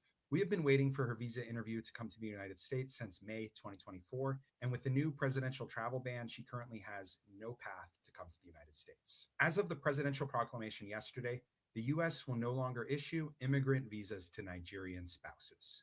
There are a total of 35 countries, all listed below, affected by this ban. Previously, earlier travel bans had only focused on non-immigrant visas. These are things like student visas, business visas, and tourist visas. People petitioning for their spouses or children were exempt, and this is no longer the case. My wife has never met the majority of my relatives, and hell no, she ain't. You ain't bringing Miss Fufu to your house. Fam, is he low-key smirking? Is he low-key, fam, is he low-key happy? This man don't really look like he gives a damn. He don't really look like he cares. You don't really give a damn. Stop playing. Stop playing. Be real. Dude don't look like he cares at all. He like, yeah, she got to go. I never introduced her to my family. She just got to go. That's what it is. This dude damn near happy. She has never set foot in my home country of the United States. I think a lot of Americans don't realize how difficult it actually is to come to the country legally. We have known each other for 5 years, and my wife has never been able to come to the United States. And now it is essentially impossible. Oh, I get it. Okay, so you married her over there because you're one of these sex tourists. That's what he is. So you was going over there and you was smashing that damn Nigerian woman, which I think she's Nigerian. You was over there smashing that damn Nigerian woman over there, and you didn't really want to bring her home. That's what it is. This man got a whole white wife. He got a white wife right there. She probably filming this. That man married to Megyn Kelly. He married to Megyn Kelly. Quit playing. All you did was you went over there and you was smashing that damn African woman. You probably impregnated her and left. He gave her some of that colonizer, and y'all know they be loving that over there. He's a passport mayo. This is a passport mayo. That's what it is. You don't give a damn about that damn woman. Talking about y'all been together for 5 years and she ain't came home. Look, he's smiling. Look at him. This dude is happy. This man is in a world of just ecstasy. He loving it. He like, damn her. Who gives a damn? You know what it is. How difficult it actually is to come to the country legally. We have known each other for 5 years, and my wife has never been able to come to the United States. And now it is essentially impossible. I made a lot of videos explaining this process because I feel that it is important to call attention to the hundreds of thousands of people in my same situation waiting endlessly to be reunited with their spouse. I use these videos to draw attention to the real people caught in these immigration battles, and hope you will like, comment, and share this video to spread awareness. Oh, you trying to get views. He trying to get views, fam. I ain't never seen somebody who can't get with their damn spouse and over there talking about some, can you like, comment, share, subscribe? Oh, no. Oh, no. Fam, no. He went over there and he done flipped that damn woman, because y'all know them African women be on that all the damn time, okay? I told you got Yao Ming over there, and he's about 3'2", and he over there smashing the whole village. I just showed y'all, a week ago? The damn Yao Ming dude was over there doing a cartwheel, and they was over there bucking their eyes. He don't give a damn. He got a white wife. He was using her, okay? And now he's using her for clicks and views. That's all that is, fam. That's all that is. Anybody dumb? Fam, straight up, that ain't nothing but a passport mayo. That's all that is, family. And them Africans be loving it. That's another thing that we've been calling them out on that don't nobody really want to talk about. They don't really want to go there. But, FBA, we always be putting it all on the line. He was happy. He was like, hey, man, shit, she can go home now. It is what it is. You ain't introduced her. You ain't introduced her to your people. She ain't even came to America. Nah, bruh. Nah. You over there. We already know that play. We know that play, and the Africans is more willing and able to do all of that because that's where their mentality is, and that's their thought process. It's all one big game, fam, and all of that stuff been shut down. Absolutely, my sister, clicks and views. That ain't nothing but some clicks and some views, and that's exactly what they want. That's exactly what they love. But check this out.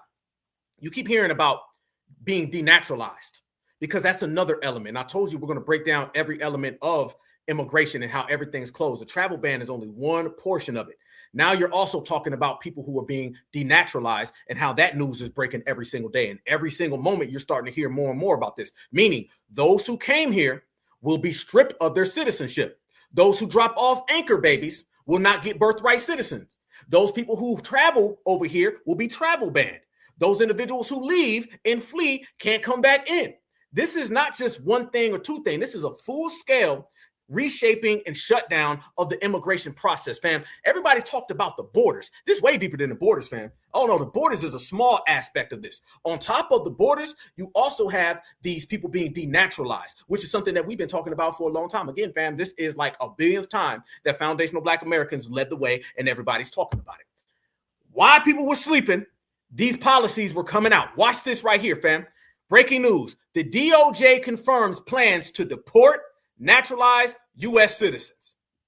Breaking news, the Department of Justice just confirmed their plans to deport naturalized U.S. citizens. The order states that any offense at any time can be used to... Stop. Wait a minute. Hold up. Wait a minute. Y'all know how we got to do, how we get down. Well, let me see that. Where was that at? Where was that at? Where was that at? Hold on. Freeze. No. I don't know what you're doing. I don't know what you're doing, partner. Let's get this straight, though. So glad Black Alpha loves Trump. Okay, I don't know. Explain yourself.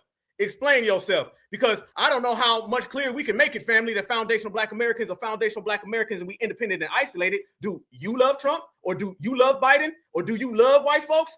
Don't put that on FBA. Are you a Democratic shit? I don't know you. I don't know who you are. I don't know if you're a subscriber. I don't know what you're trying to get at with that one. But we're going to go ahead and clear that up. Because one thing about us and foundational Black Americans, it is what we say it is.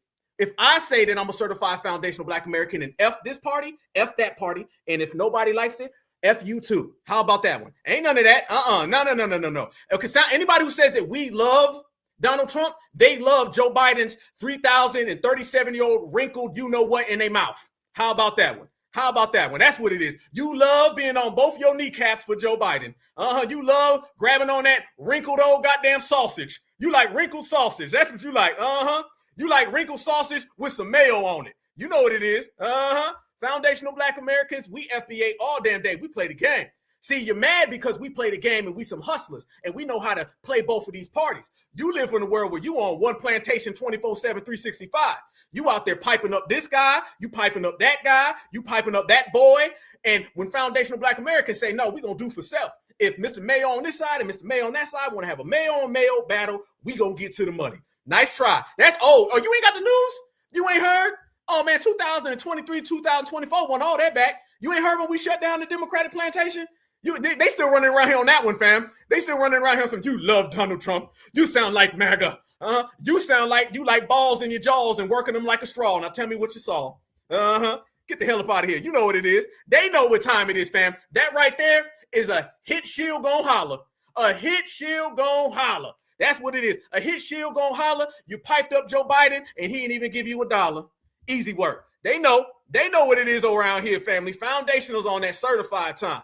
That's how we get down. They know what it is. This is certified energy. They don't like the fact that we ain't picking teams. They don't like that, fam. We roll with a lineage. They try to say we're a group. We're an organization. We got a leader. You're on the Republican side. You're on the Democratic side. You're on the plantation on that side. Notice they keep trying to force us on somebody's side because it petrifies them that we on our own side. You notice that, right? You know? Now, you just got embarrassed in front of a couple thousand people on here. And then when the replay is done, you're going to have a bunch more. Absolutely. Bars. They know what it is, fam. You continue to be a foundational Black American. We ain't listening to none of that. You love this side. You love that side. Anybody trying to tell you that you love one of these W's, they love W's more than they love themselves. And they particularly love when the W's take that belt off and drop them damn boxers and they drop to them damn knees. That's really what it is, okay? Understand that. And here's the thing, fam. When we sitting here standing on certified business and they out here so damn petrified and scared, we the ones laughing to the bank. We laughing to the bank. Are you mad that FBA, we got the power to shut down these political parties? Is that what you're mad about? You don't like that, do you? You don't like the fact that foundational Black Americans win. And by doing it, we do it all on our own, to our own family. Yeah, all the money stays within here. We ain't dishing out money to nobody. All of the paper, the dollar bills, it all stays amongst us. The ideas and the energy all stays amongst us. Fam, we done found our swagger, and our swagger's right here at home. And they know that. So let's continue to go to work, fam. You know we in here bubbling. It's FBA Friday. We in here rocking. Continue. Tell us what it is, Becky, number 557. Naturalized citizens deport all day. Order states that any offense at any time can be used to justify denaturalization. The DOJ also confirmed that they will be pursuing civil cases, which is extremely significant considering the fact that individuals in civil court are not entitled to an attorney. So if they cannot afford to hire a private attorney, then they will not be able to fight it in court. At least one person has already been denaturalized. This is absolutely outrageous. So yesterday in Indianapolis, there's a naturalization ceremony where 38 people went through all the right process, did it the right way, did it legally, are being denied their citizenship. These people brought their families. They went through this whole, process for years and years and years. And they're being denied purely because of Trump's racism and policies that make absolutely no sense from any perspective other than just that racism. So it's very sad. These are the real life impacts of what Trump is doing in immigration. So it's just very sad. I'm sorry to hear happening in my city, but hopefully things will change. And I think people are waking up to it. Trump is requiring a monthly denaturalization quota that is 10 times higher than the total number of annual denaturalizations right now. Adding quotas to denaturalization risks not only politicizing the denaturalization process, but it also risks that Americans who simply made mistakes during their citizenship applications and processes could be swept up and denaturalized just like a criminal. This would be like adding a quota to the number of robbery cases that a police department needs to prosecute every month. All of a sudden, you're widening the breadth of who you're going to be looking for in order to meet that quota. Instead of doing real work to help the American people, immigration services will be using our taxpayer dollars to hunt and peck through old naturalization documents. And then the Justice Department will be spending our taxpayer dollars to try to denaturalize these American citizens. We're about to lose birth. But guess what, though? You didn't have no problem with taxpayer money going to illegal immigrants. You didn't have any problem there, did you, fam? Even the white folks are afraid. I want you to notice this, fam. So let's go down the list on who's afraid, right? Okay. You've got all the tethers who are afraid. They in the car, they hide in their foreheads and their hairlines, and it's dark outside and they don't want to show themselves. You just had that little bum Democratic shill in here, and he's afraid, but he got embarrassed in front of 2.3 thousand people. So, I mean, that's easy work like a part-time job. You heard me, man. And now you got the W's afraid. But let me go ahead and bring you on top with a caveat. Notice, fam, that the Democrats are running that whole Republicans are racist. If you don't vote for us, something bad's going to happen. But notice who they running that game on. They're running that on the immigrants. They can't run that on us no more. Notice that the Democrats and the white liberals, the same ones that Malcolm X warned us about in the 1960s, have y'all noticed that their tactics have shifted away from black folks on to the immigrants? Who they singing for in the streets? It's not black folks. They're singing for immigrants now. Used to be us, now it's them. Who they out there talking about Trump's so racist? Used to be us, now it's them. Who they out there fear-mongering? It used to be us, now it's them. So the same exact way that delineation got everybody putting these folks' ethnicity in the headlines is the same exact way delineations got the Democrats and the white liberal running all that bamboozle, hustle, fear-mongering on the immigrants instead of us. Delineation has forced all of that. I love this, fam. Go ahead. Yeah, Trump, you can say Trump's racist all damn day long because foundational Black Americans, we don't give a damn. We want our money. But you telling that to the immigrants right now. Notice, fam. Oh, you got to see it. You got to see it. I told y'all. We see past the layers because we the ones who peeled them back. When you see the Democrats out there in the streets singing, "We shall overcome," it ain't for Black Americans. It's for the immigrants. That's what they get. Because remember, they try to replace our vote with the immigrant vote. So therefore, now those two got a little love affair. Have fun over there. Have fun over there. You got the liberal and you got the immigrant. And the liberals are doing the games that they used to play on us to the immigrants now. You know why they're not doing it to us? Because we won't accept it. We've exposed them and we've rejected them. Now you're starting to see the immigrants are teaming up with the liberals, but it ain't going nowhere. So have fun. Guess what they're doing? They're giving you a bunch of nothings, a bunch of songs, everything they try to pull on us, fam. They got to deal with each other now. Because FBA, we over here. Now everybody's got the message. You get the message, you got the message, and it's on and popping. We got it cracking up in here. Delineation is making these people have to sing a different song and sing it for different groups. Because I'm going to tell you right now, if you think for 1 second, you're going to go and pull them games on Black Americans, shit, we ain't having none of that. Black Americans ain't going for none of that. Now watch this lady. She's out here talking about birthright citizenship, and she's very afraid. Taxpayer dollars to try to denaturalize citizens. We're about to lose birthright citizenship, and it's bad. The Supreme Court, which is so freaking corrupt, has decided to take on the president's case regarding the 14th Amendment. They don't take on cases like this that are considered settled law unless they plan to overturn previous decisions. 4 justices have to agree to take this case on. And this has been litigated many times before. And once he gets his hands on our citizenship and he gets to decide who's a citizen and who isn't, it's over. That's what. Stop. That right there. Fam, doesn't this sound very reminiscent of what they were telling Black Americans 10 years ago? Doesn't it, fam? This sounds like the same vote blue no matter who. It's just they not talking to us because we ain't listening. They running them games on the immigrants right now. Good. Have at it. Watch this right here. Another scared liberal. Boy, they out here shook. Is now planning raids in churches. Yes, they're going to go in churches and they're going to specifically target Spanish-speaking churches, mosques, synagogues, any place of worship that they can go that they believe they can round up undocumented people while they're praying. Doesn't that sound American? Doesn't that sound like a good Christian value? Is that what the people in our society and our country want? That people go to church to pray, to find a connection to God. We're supposed to be a Christian nation, right? We're supposed to be all about Christian love and don't know if it exists, but that's what we're supposed to be about. And this is an example of this at the Christmas season, especially. It doesn't matter when the hell it is, but at the Christmas season, when we're celebrating the... This man talking about the Christmas season. You know they scared, fam. He out here talking about, this is how we supposed to be in Christmas? This is what we doing when Rudolph the red-nosed reindeer shows up? We out here deporting people? Yep. Rudolph bring his ass out here. He getting deported too. Because the North Pole ain't America. Everybody can get deported. You damn right. Fam, they out there using church. I told y'all what I said. Now they got to use all that stuff on the immigrants. They using church now because remember they used to always come to us and try to hit us with religion and all that kind of stuff. Now they got to do that with the immigrants. Okay. Now you're starting to see the immigrants and the liberals. They on the same page together because Black Americans, we withdrew from them. So it's a wrap for them. Yes, the hell it is. It's over with, fam. There ain't no turning back, no U-turns, no nothing.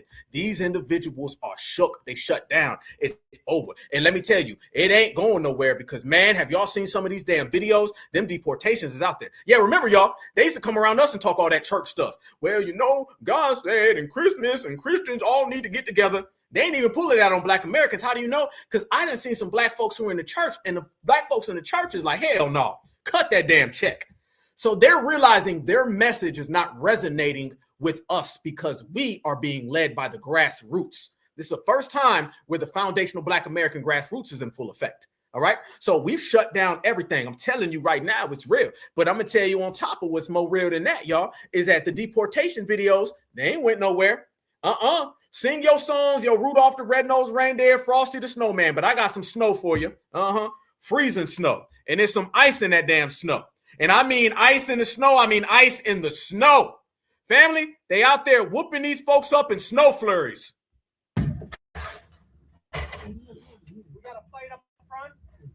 What's going on? The hell you mean what's going on? What it look like?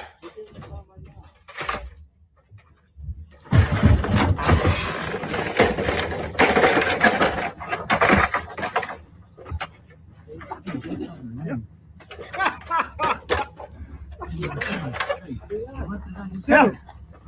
Relax. Now get down. Down. You. They hiding on the roof. They on the roof, family. He's like, I don't come down. If I come down, you put those cuffs on me. I won't come down till you promise to drop that taser. Drop the taser, I come down. If you don't drop taser, I stay. I ain't stay up here all day. Donald Trump will have to come get me. I got a funny feeling he coming down. He coming down all right, and then he leaving. Now.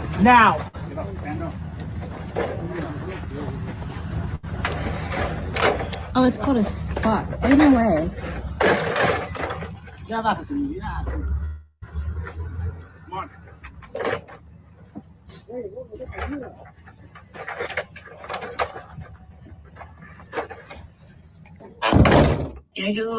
Look at this. Oh, it's a shame. Oh my God.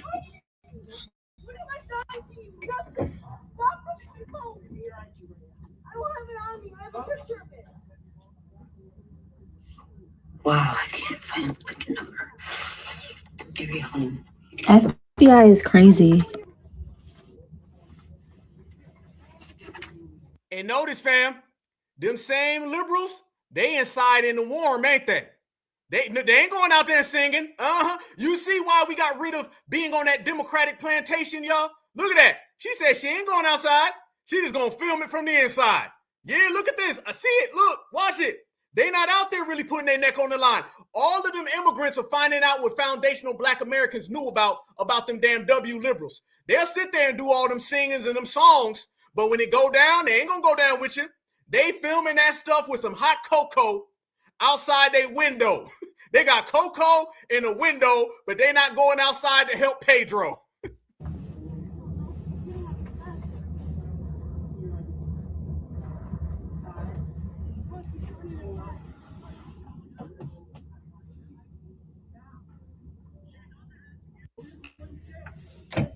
No, excuse me, that's a woman. Where's the lady officer? Get the lady officer.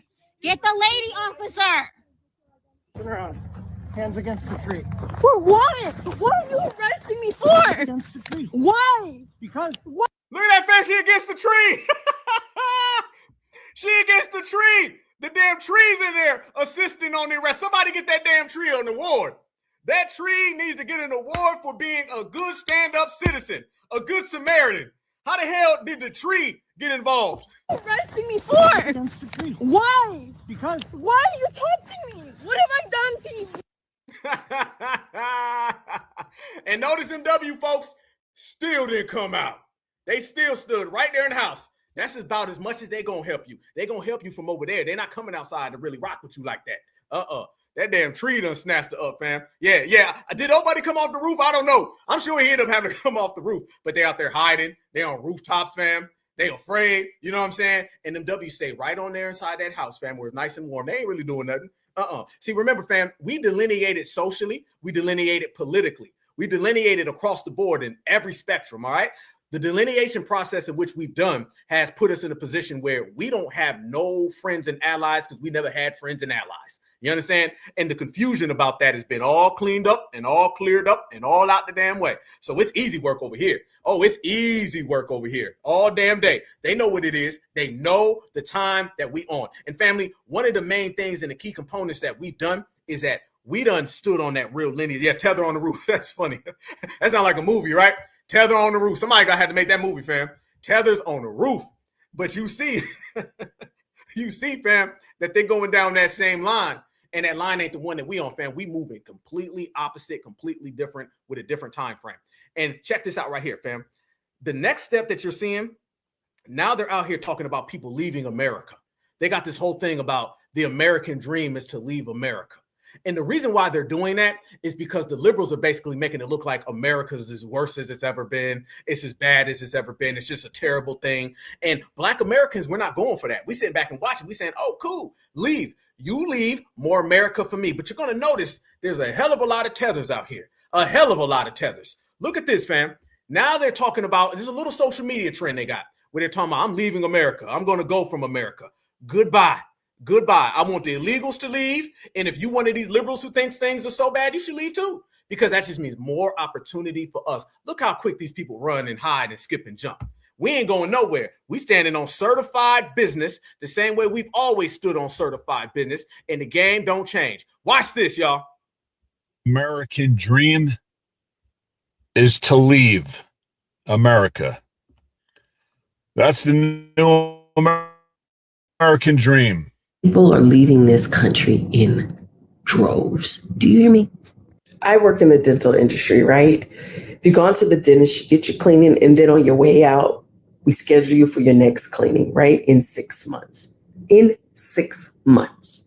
The number of people that told me in the last 2 weeks, I don't want to schedule because I'm not sure I'm going to be in this country anymore.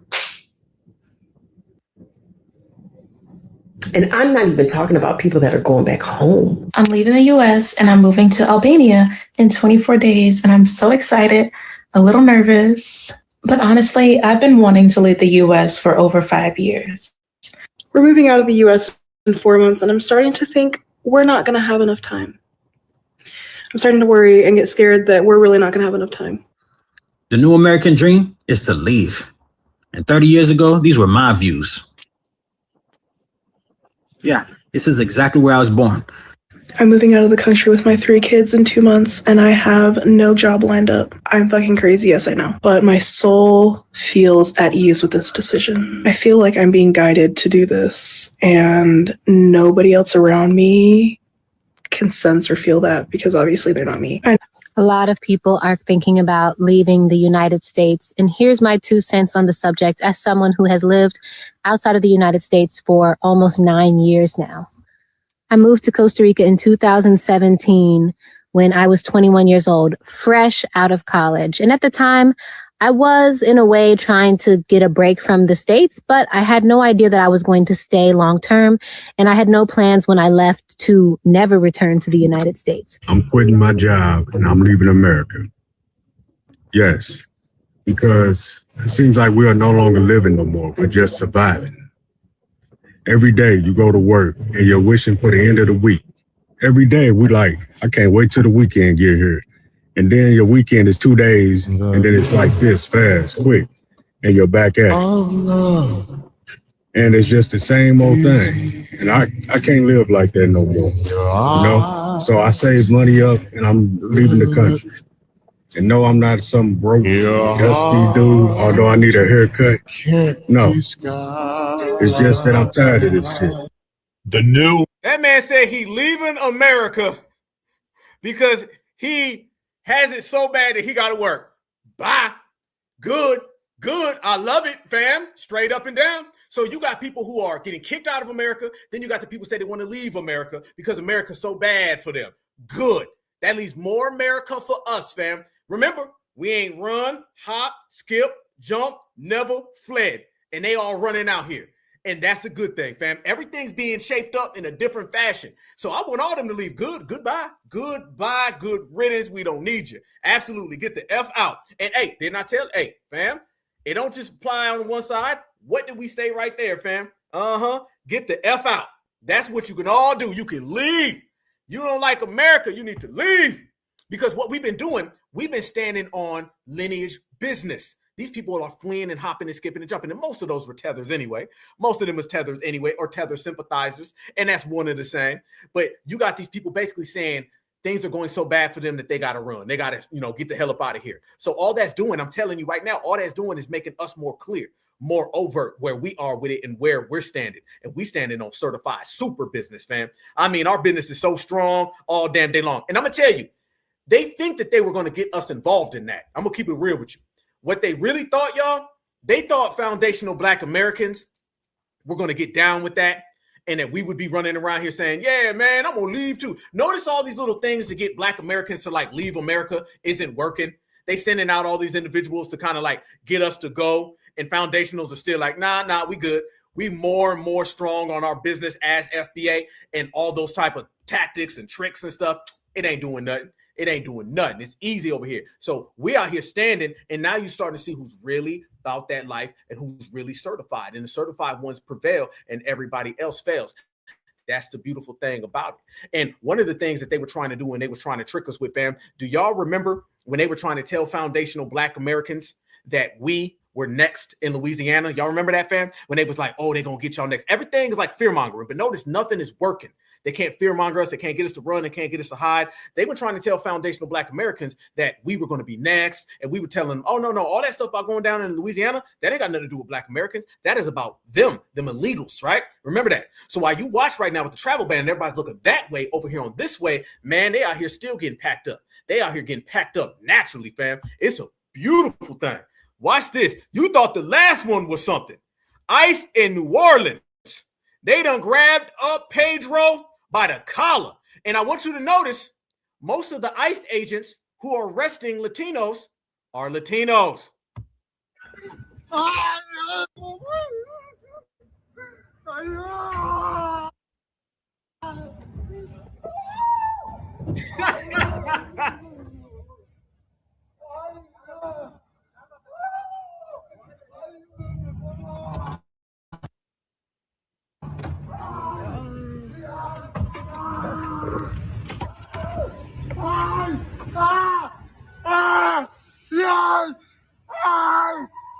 ¡Ayúdenme! ¡Por favor! ¡Ayúdenme! ¡Ayúdenme! ¡No lo busco trabajo! ¡Ayúdenme! ¡Ayúdenme! ¡Ayúdenme!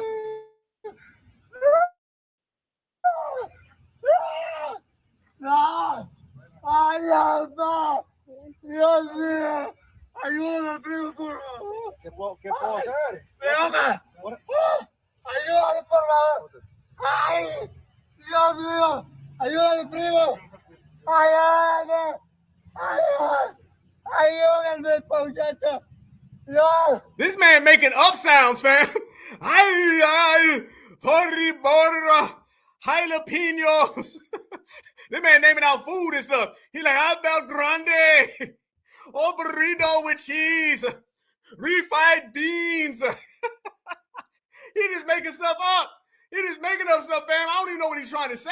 I just hear food. He's like, oh, taco truck. Oh, give me a taco truck now.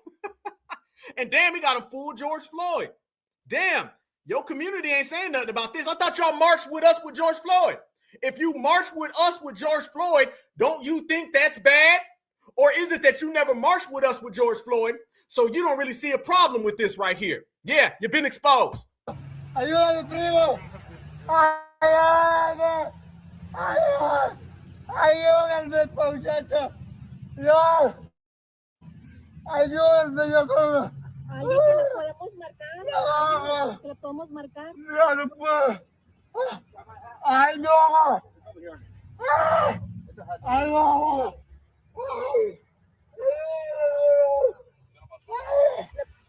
Ay, Dios mío. ¿Le podemos marcar a alguien? Ayúdenme, señor. Vete para arriba. No. Vete para arriba. Yo no quiero. Vete para arriba. Ayúdame, por favor. Ayúdame, no quiero nada. Look, now, hey, fam, look. Now they're telling him to get up, and he's not wanting to get up. He's like, I can't get up. I don't want to move. He crying. They're not even on him no more. They're not even on him anymore, and he's still crying. Look at him. Hey, screenshot this.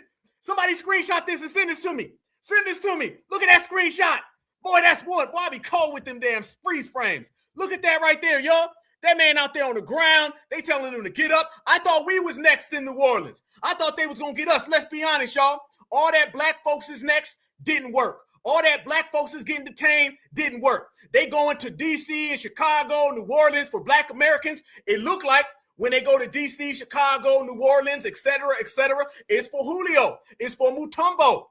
The days of trying to tell black Americans that we next, nope.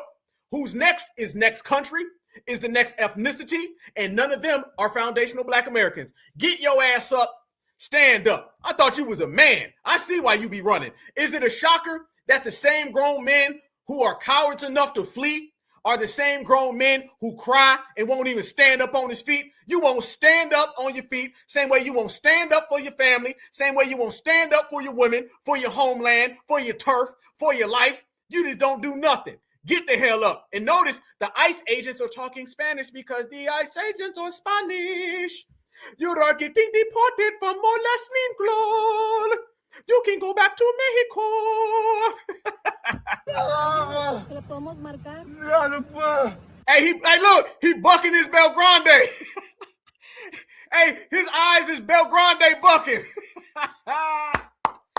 He Belgrande bucking. Look at that right there. Ain't no damn reason you that afraid of your homeland. I don't give a damn, fam. My homeland could have dragons flying through it. I ain't gonna be that damn scared. This man acting like he done seen a ghost. All you doing is seeing your homeland. That's it. How are you that afraid? Fam, there ain't no reason somebody got that much fear in them simply for getting deported. What the hell did you do back home? What did you do in your homeland that got you that scared and that shook? Is Donald Trump right when he said that they sent out a bunch of people from insane asylums? This man look insane. When Donald Trump says they send criminals, this man must be a criminal. You must have did something back in your homeland where them damn cartel members are waiting for you. That's the only explanation I can find.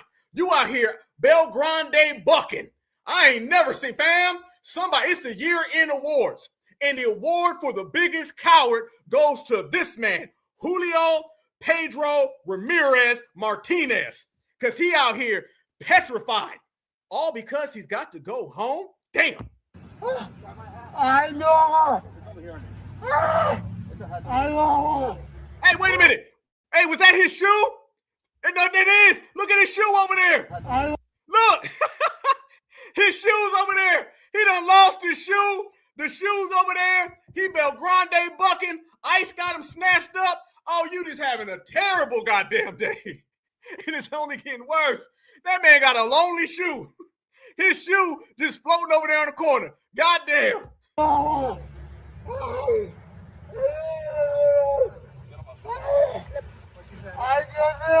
¿Le podemos marcar a alguien? Look, they saying, get up. Get up. Now they telling them to stand. He won't stand up. Just get up.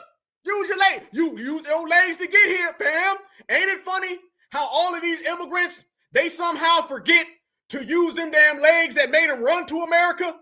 It's funny. You know how to run, how to skip, how to gallop to get to America. Soon as I show up, you use the ability to use your legs. All of a sudden, your leg usage goes away from you. No, use them damn legs standing up so ICE can apprehend you the same exact way you use them legs to hop over them damn fences. I'm tired of seeing these people lose the usage of their legs whenever they're getting arrested. No, bruh. Y'all be running marathons to get to America. You can at least stand up for the damn ICE agents. They clapping him on his back.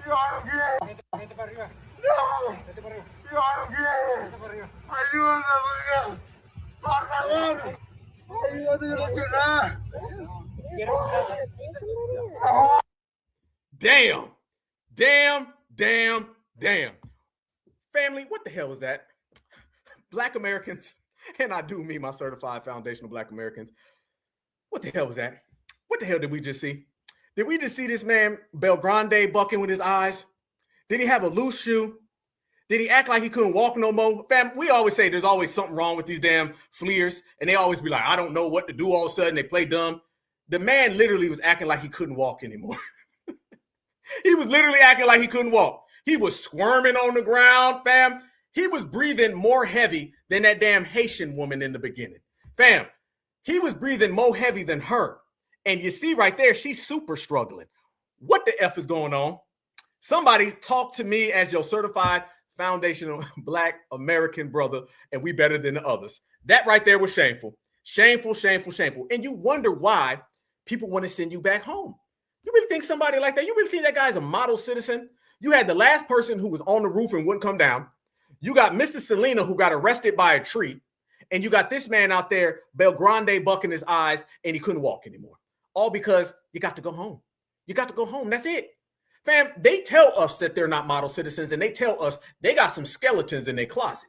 That's just what it is. And when you talk about skeletons in their closet, look how quick they turn on each other, family. Look how quick these individuals turn on each other very fast, because while you have that going on, you have Latinos that are out here trying to institute laws to get their fellow Latinos sent home. Let me show y'all this right here. If one wasn't bad enough, oh, and before I show you that right there, let me show y'all this right here. This right here is exactly what we be talking about, okay? That right there is about that temporary protective status being cut off. That's one of the issues. Issue number one is that. But remember, a lot of that applies to all of these people in the broke down, beaten down, battered down homelands. So once your homeland is not homelanding, your ass has to deal with this. Watch Julio Romero, and he talks about how Latinos are putting forth laws so Latinos get deported. You literally cannot make this stuff crime. up. Senator Bernie Moreno, a Colombian who immigrated to this country as a child, wants to end dual citizenship in the U.S. in a bid to require exclusive allegiance from citizens. Current laws allow U.S. citizens to hold two nationalities, and it does not require that a person choose one allegiance over the other. But this Latino, you guys, wants all that to change. And not just that, but check this out. The legislation would require that the State Department and DHS create databases and rules to track and enforce the change in citizenship. And it would give Americans who have dual citizenship 1 year to correct it. And if they don't, they will automatically be considered to have relinquished their U.S. citizenship. And after all of that is said and done, for those who do give up their U.S. citizenship voluntarily or involuntarily, the DHS and Attorney General will be required to ensure that those people are appropriately recorded in federal systems and treated as an alien for purposes of immigration laws. And this goes to the bigger picture of what they're trying to do and the rhetoric that they're using, wanting to get rid of birthright citizenship, calling people illegals and criminals. And these Latinos are being pygmies, thinking that they are safe. Ay, ay, ay. You literally cannot make this. Damn. So you mean to tell me that your fellow Latino, the vote for Trumps, they out there now, and what they want to do, family, they want to get rid of dual citizenship. Look how fast every single aspect of immigration is being openly attacked right now. Look what we've covered already, fam. Donald Trump starts off talking about the damn travel ban, which is all of Africa, as well as some Middle Eastern places as well. Then you're seeing them talk about denaturalizing people. Now you're seeing that these individuals are going to put laws in together to stop all immigration. And then the other ones want to put out laws that say, how about we just stop dual citizenship? Because remember, we're always talking about dual citizenship leads to dual allegiances. Where did they get all of this stuff about dual allegiances from, fam? Didn't they get that from foundationals? Aren't we the main ones who were always calling out people with dual allegiances never truly have a even split between the two of them? It's always one or the other. And that's exactly what's going on with these people, one or the other. We've been the ones really hyper-focused and calling these individuals out by the means and way these folks come at foundational Black Americans. You can see that clear as day. So now every single portion of society in terms of people come home, there's a Republican with a law for all of them. And remember, Donald Trump has the whole administration going. He's got 3 more years. He's got the Supreme Court. He's got it all. I don't see how anybody stops it, fam. Liberals are sitting inside their house right now with hot cocoa, watching Pedro get arrested by a damn tree. I don't know how anybody's going to stop it. Notice that liberals haven't put forth a plan to stop any of this. Every element of immigration to America is getting shut down. Watch this. Let's go to another one. You want to talk about Cubans? How about Marco Rubio? Marco Rubio. Watch how he's turning on his people. As hell, he turned on his people a long time ago. He ain't out there trying to save Mr. Belgrande Bucking. Marco Rubio wants to shut things down as well. Now we're facing a second challenge, and that is we've admitted a lot of people into the United States. And perhaps the overwhelming majority of them are not bad people and so forth. This is all true. But there are people, we know, okay, for a fact, there are people in this country who got in through some form of vetting that was wholly insufficient. And we've seen tragic evidence of that very recently, including people that we claim to have vetted. So why does that happen? Because there are some places where you can't vet people. You can only vet people on the basis of information you have about them. But that information is oftentimes dependent on whether there's some local authority that actually has any information about them. Okay, so that is the challenge we're facing, which is why the president has sort of put a stop to all of these things until these systems for admitting people into our country can be improved. But I think everyone would understand that after a flood of 15 to 20 million people into our country, almost unrestrained in some extent, over the last 4 years before taking over in January of this year, there's a desire in our country to put a stop to that until we can fix these processes to ensure that not only do we know who's in the country now, but in the future, we're not going to face some of these challenges that we faced in the past. So look, the United States remains the most generous country in the world when it comes to legal immigration. This year alone, close to 1 million people will enter this country legally and have their green card and go to work. But we do have a right, like every sovereign country does, to know who you are, why you're coming, what you've done in the past, and what we think you might or might not do in the future. We have a right. We have a right to make sure that you're not going to come to this country and pose a burden on our social safety network. All of these things are rights of sovereign countries. A bunch of sovereign countries in the world do it. Most of the countries in the world have far more restrictive immigration policies than the United States has ever had. But we are in a special period right now. This is not like business as usual. Right now, we are less than a year removed from the most reckless migratory incompetence in American history, where a flood of people and mass migration events entered the United States. And they can claim all they want that they vetted people. This is just not true. Some of them were cursory vetting, and in some cases, you couldn't vet them, because the countries or places they came from had no documents upon which they could be vetted on. Yep. And here's the kicker. A lot of them was coming from your hood. Now look how the Latinos are fighting each other. You already seen the tether on tether crime with the Africans fighting each other. Y'all notice the disarray going on within the communities of tethers, and you notice the unified front of foundationals. Let me tell you something. The reason why you got all these tethers popping up and they're trying to make truce and make amends with foundational Black Americans is because they see how united we are. We're united through our lineage, we're united through the grassroots, and we're united through delineation. Remember, delineation is an after effect of our unity with amongst ourselves. They see how foundational Black Americans are moving on the same page. Nobody else is moving on the same page, politically nor socially. Every tether from Africa are fighting each other. You name the country. All of the people from Middle America, South America, they all fighting each other. Foundationals are the only ones who are really rocking. That's why everybody's fighting. Look who's fighting each other and look who's not. Remember when they was always trying to pump that off on us, Black on Black crime, Black folks, y'all always fighting each other. Nope. Because when I'm looking right now, everybody else is. We have flipped the game upside down and they don't really know what to do with it. You feel me? So right now you're watching all of these people have these crash outs and they falling out, and it's all based on the fact that they can't get along with one another. FBA out here, we're on the same exact page. You got brothers and sisters all throughout here. We right here in the chat right now. All types of us who are on the same page. This movement is powerful. It is truly a game changer, monumental.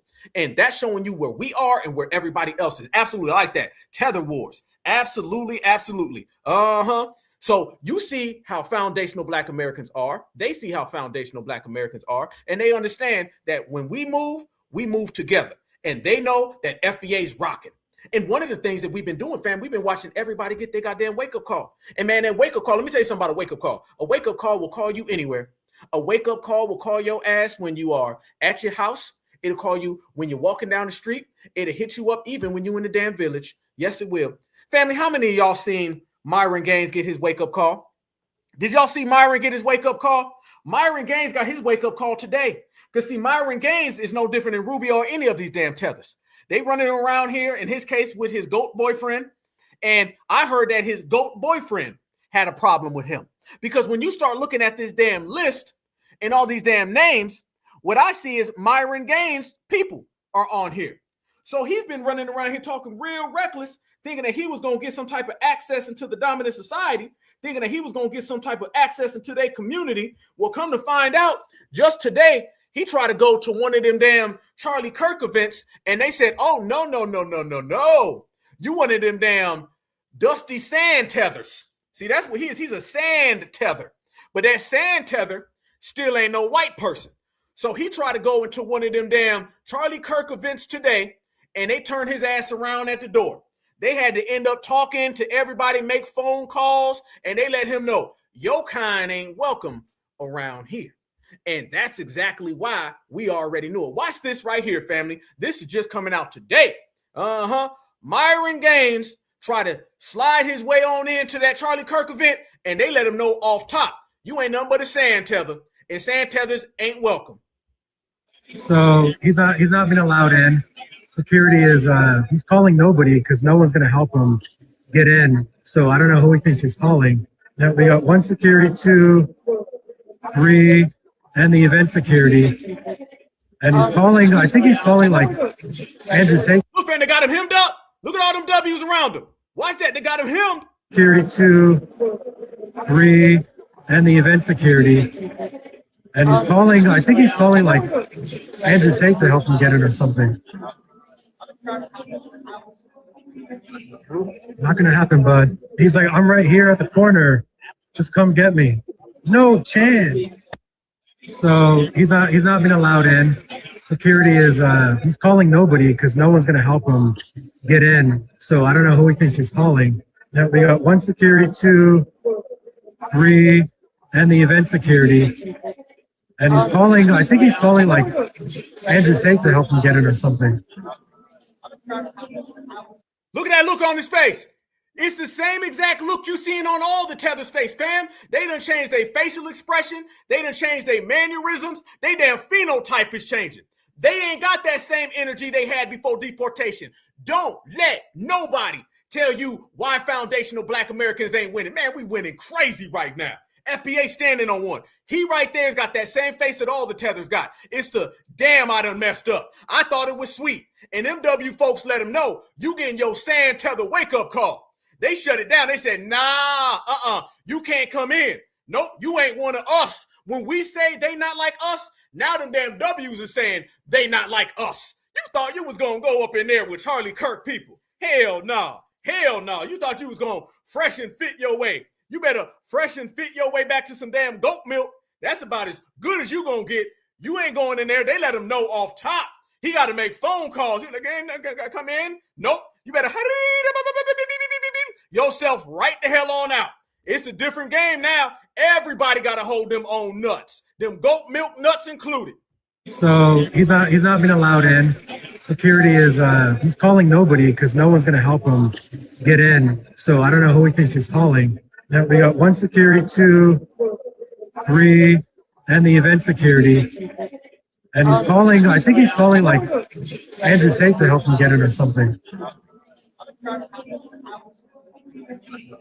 Not gonna happen, bud. He's not gonna happen. Look at him over there scared. He in the corner. He over there in the corner. Look at him over there in the corner hiding. He's like, oh, somebody help me. Help me. Help me. No. You on that travel ban list. What you thought they was playing with that travel ban? You thought you was going to untravel ban yourself? No. No, the hell you not. And all of them fresh and fit clowns. All of them. The same thing's happening across the board. What they thought, man? They thought we would just be sitting here talking. What they thought we were just playing when we were telling these people about delineation and running the yard? No, we really mean we run in the yard. Running the yard means what we say goes. Running the yard means that we always win. Fam, that ain't the only one. Them other ones, they ran all them dudes up out of there. Look at this, fam. They had to backtrack too and be like, no, this was something different. And we eventually had this. No, you got that damn message, though. You got that damn message. Watch this, fam. All of them dudes was getting snatched up. Event security.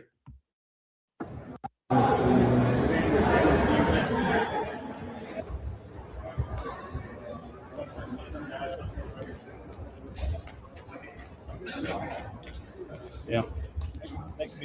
Cool. But did it say what I did or something? Or no, I got nothing. Damn. All right. Well, can you tell? Apparently, I don't know why. But yeah. That's crazy, right? Nigga, what did I do? What the heck? What did I do, bro? You got your name. They have your social medias and everything. You know what the hell? They don't give a damn about your social media. They thought they going social media the way in, right? He got your social media. What about the social media? Social media wouldn't let you in. No! Watch them escort them straight on out. All them clowns. What did I do? Bam, you're getting escorted out the building. Not you can't come into the function.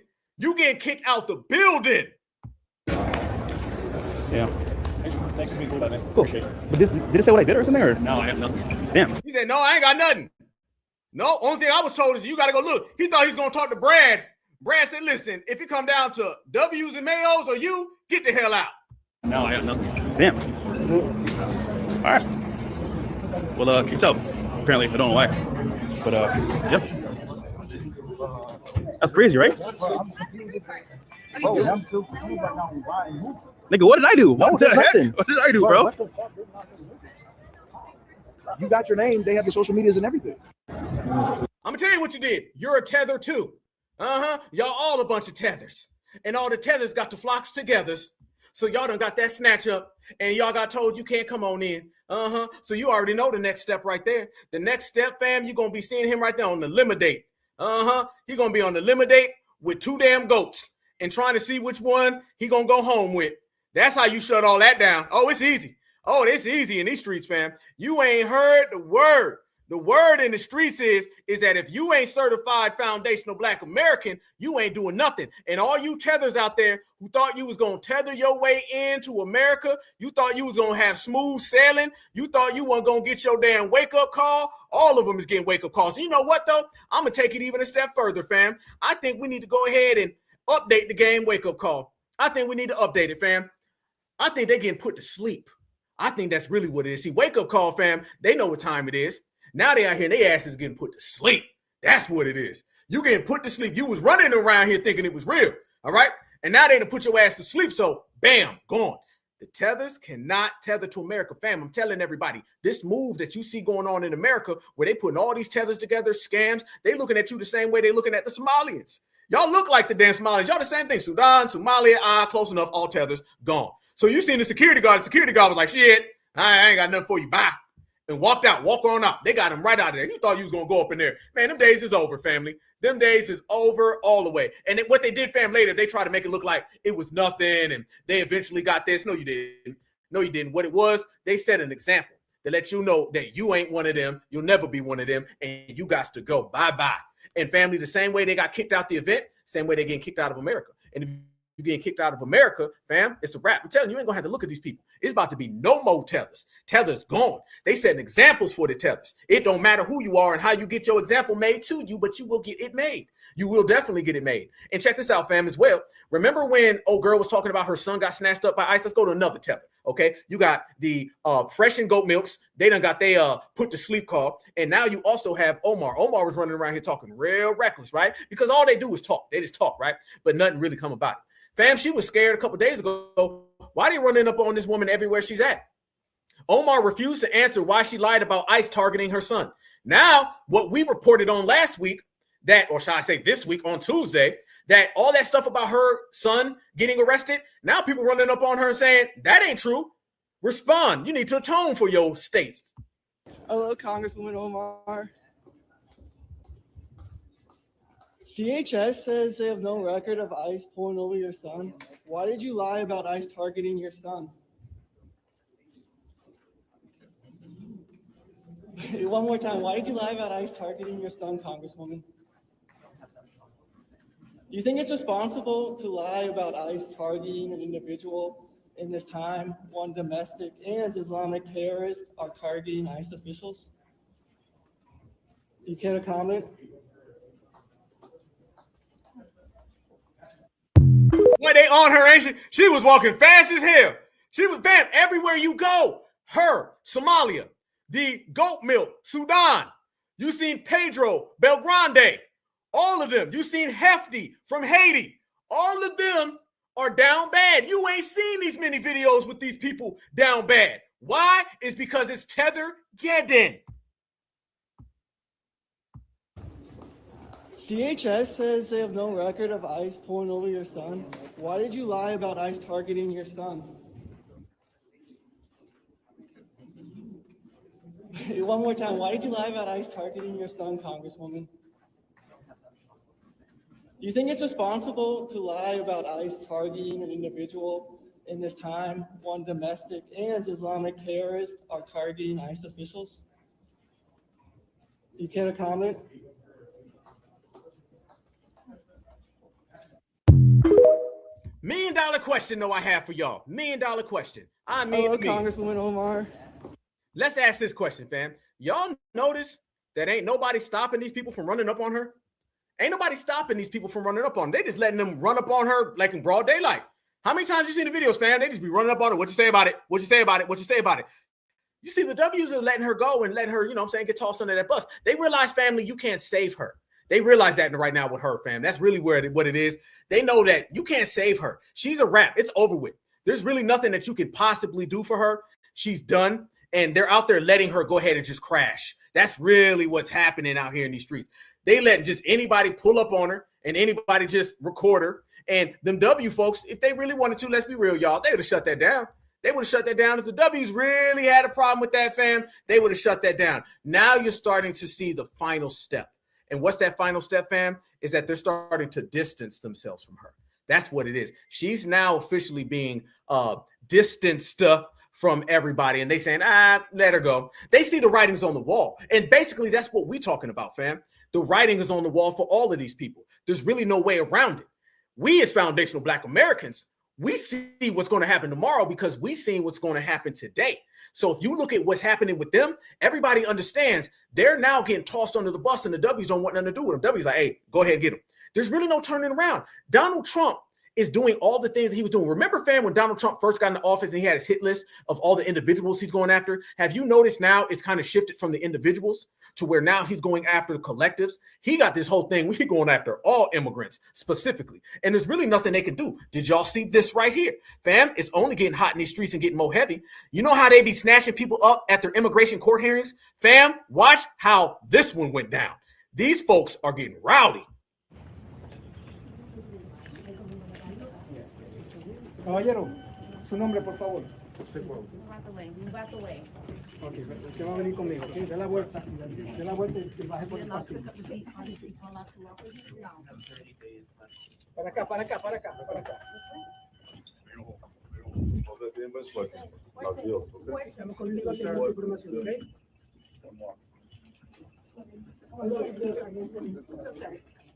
Excuse me, sir, what country are you from? Move.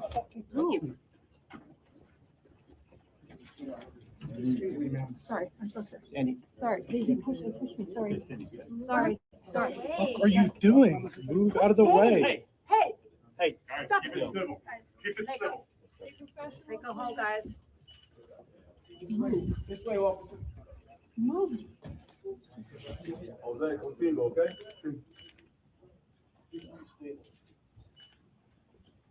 You are the most unprofessional scourge I've ever met. Shut this. Whoa! They were starting to fight. Whoa! They cussing each other out. Hey, go home, guys. Move. This way, officer. Move. Jose, contigo, okay?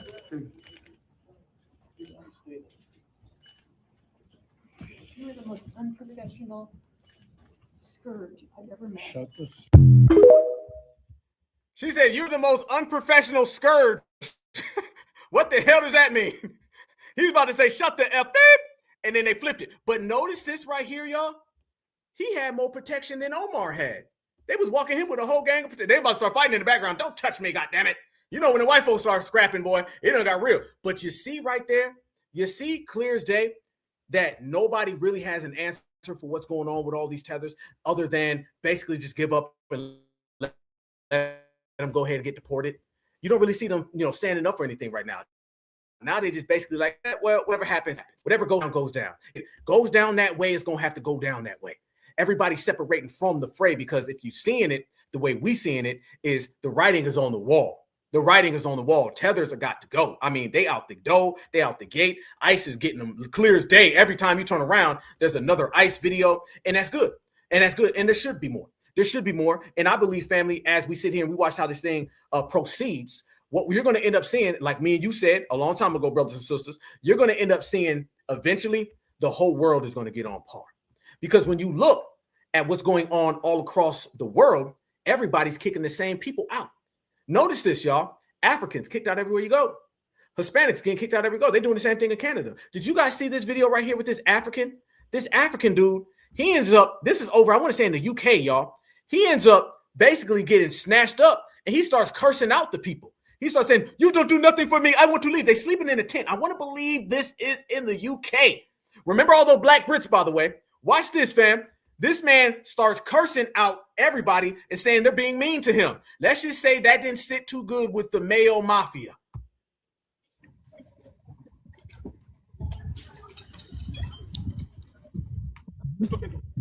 Who's talking to? Let me hear what I show you, what I have. This one you just put me in jail. I don't want to say in your country, motherfucker. What is this? This what is this, motherfucker? I don't care about that. I will show you. If it was not this one, okay, I will fuck away from here. You just give me this one. Okay. There is no room for me. There is no house for me. Huh? There is no nothing for me. My friend, in France, understand me? This is your fucking country is like this, motherfucker. Like this, my friend. I think it's shit. I think it's shit as well. I said, fuck your country, motherfucker. I think it's shit as well. You will get your room. You understand me? No, fuck your country, my friend. No, don't get fleer nuts now. They want to get tether balls. Don't get it, motherfucker. Your country, you're in their country though. How you in their country talking crazy to them? I'm telling you, the whole world about fed up with this, y'all. Your country. Yeah, fuck your country, my friend. Fuck my country. Fuck your country. I said, fuck your country. All right. Fuck your country. Shut up. Fuck up. What did he kick the tent? What did he just do right? Am I missing something? Did he kick the tent? What? Fuck your country, my friend. Fuck my country. Fuck your country. I said, fuck your country. All right. He taking his tether frustrations out on the tent. What did the tent do to you? He kicked the tent. A tether in the tent. Fuck your country. Shut up. Fuck England. Fuck England, I say. Fuck your England. Yeah. Go to Germany. Go to Switzerland. Go to France. If you have this one, you will work. You will work everywhere. This is fucking jail, this life. You understand me? This one. Man, you just give me this one to stay here. You understand? Yeah. There is no job. There is no room. No job. No there is no life. Nope. Fuck your country. Just 1 month, 2 days ago, I come from France. 2 days ago? 2 days ago, I saw you. So you come here from France 2 days ago? No. Look, I was going holiday. 14th of December, I come back. Yeah. All my friends, they have this one. They are working. They have room. Why are you not working? Because your country is like this. There is no right here. No human right. Are you using people? You are giving this one. You are giving people this one. Good for you. Very bad for us. Would you like a hot drink? You not see this one? I can buy for myself. Can I go and get hot chocolate for you? I can buy for myself, my friend. If you can do something, just take our life because we have lived to remain in your country. I'll do this. You understand? Yeah. We have this one. Why you give me this one? Why? What I need is job. What I need is why, yo, that's not good, my friend. These people are being nice to you, though. Because I believe in people like this. No, you're safe because you're here. These people are trying to look after you, though. We're trying to be nice to you. We're trying to be nice to you. Yo, get the fuck away. All right, mate. See you later. Yeah. Don't spit at me like that. Don't spit at me like that. That's not nice. That's not nice. Don't spit at me like that. That's not nice. All right, but don't spit at me. What the hell is going on? What was that? What was? And fam, he's like doing this. Is that like an insult? Like you like this? This is how your country, but you in a country, fam. Okay, I believe that was in England. He said he just got from France. The whole world is tired of tethers. What we doing, fam, is that we're breaking it down internationally and showing everybody how the tides are turning and there's an energy shift. The world ain't playing no more. Notice that's over there and look what's going on over here. That last 20, 30 years of international migration, everybody's fed up with it. In foundational Black Americans, we on the front line, fam. Ain't no going back. Ain't no going back. That time where we had open borders, where everybody can come into America, and then we had open borders where everybody can come into Black America. Hell no. Don't let these people try to hit you with scam Africanism and none of that. No. No. The world just ain't on that no more. All of these freeloaders who are disrespectful to people who are indigenous and just illegally entering countries and talking like that. Hell no. Look at dude out there. Yeah, he high. He's smoking something. He over there spitting on people. He kicked the tent. You living in a tent, dude. How the hell you living in a tent and you talking reckless to somebody? Fam, it's over. It's all about lineage, heritage, culture. If you ain't standing on lineage, heritage, and culture, you ain't standing on nothing. We good where we at, y'all. We are good right here. Delineation saved the day. Delineation got us in a picture perfect position. We ain't them. Remember, without delineation, that man right there, your brother. Matter of fact, let me even take it a step further, fam. Do you know for a certain fact that according to somebody like Dr. Umar, that's your brother? That's your brother according to Pan-Africanism. Yeah. According to Pan-Africanism, that man right there is your brother. According to Pan-Africanism, that man right there is your ally. He's got your back. James Small said the same thing. So is that your brother? Is that somebody you want to be down with, y'all? Because remember, Pan-Africanism has no borders. Pan-Africanism is just one big Negro on the whole planet Earth. That's your friend. That's your ally. So we have to atone and we have to be connected with that man's mistakes and that man's behavior and the way that man conducts himself. You down with that? I ain't down with it. No, never, not at all. Hell no. That man out there kicking tents and everything. Lineage is something. Lineage is powerful, y'all. It's powerful. That's why we say certified. Remember, y'all, Foundational Black America, that is the lineage, okay? Delineation is the movement. Certified Black Society is the riders. So when you put all that together, certified foundational Black American, it ain't that. We ain't kicking tents, y'all. We ain't even in no damn tent. You in there kicking tents and stuff. Man, hell no. And another thing they've been doing, fam, they've been sending out all these people talking about go here, go there, go over there. Y'all need to leave here. Remember I was just showing y'all the people talking about leaving America is the new thing? Well, you got people now talking about going to Ghana and doing this in Ghana and how great Ghana is and all these things because they just can't accept it. Remember, these people with a failed, dying out ideology that does not exist. We are over here on the main page. We are the main characters, main character energy. So you got people running around here talking about go to Ghana and do this and all these other things. Go over there to the UK. Remember, fam, that guy right there is a 2-3 time fleer. Remember, once, twice, 3 times a fleer is exactly what he was. He comes from Africa. He went to France. From France, he went to the UK. Where's next? Where's next, fam? Well, you don't know where's next, right? Okay, look at this right here. This guy, since we going down the line, he is related. That guy right there, you see, Mr. Thumbs Down. I'm going to show y'all how he got some people over there in Ghana, and the folks in Ghana is over there talking about some going to Ghana was the best thing. But there's some issues going on with Ghana because what they tell us, fam, they tell us that in Ghana, they have no trouble. See, that Wakanda package just ain't working. That Wakanda package ain't really booming in these streets. There's no issues in Ghana. Y'all know how the Africans be doing it, right? Or the Pan-Africans, Scam Africans. They be talking about them. There's no problems over there. You can go over there and have a great relationship. You can build. You notice you don't see with your eyes what they tell us. They always tell you this thing of like unity over there, but you don't see it. Look at this dude right here, fam. This dude is over there talking about he put all his chips in Mama Africa. And then I'm going to tell y'all how what he's saying don't add up or equate to what we're seeing. Watch this. That's why I packed up, left America in 2016 and said, I'm putting all my chips in Mama Africa. That doesn't mean that I don't travel, back and forth. We still running Habesha in the United States. We still doing work. I wanted my physical presence to be on the African continent so I can uplift the continent and her people and also be uplifted, right? I feel like I've added some years on to my life by living here in Ghana. I tell people all the time, I done had spotty internet since I've been in this particular interview. But I wouldn't trade that spotty internet for the 6G in America because guess what? I might have spotty internet, but man, my quality of life is so high. Just the day-to-day interaction, even when it's with police officers. Today, I'm traveling from my crowd coming up, and they have checkpoints along the way. I'm coming up. I get to one of the checkpoints. The police roll my window down. As I'm rolling my window down, the police, soon as I roll my window down, Ross, and he hold out his hand to give me a fist bump. This is the police, In America, we never think of even, we don't want to be touched by the police. We don't want to have no interaction. It's a whole, we don't realize how psychologically that plays on us when we don't have to have the fear of our life when we see police officers. That's a simple example.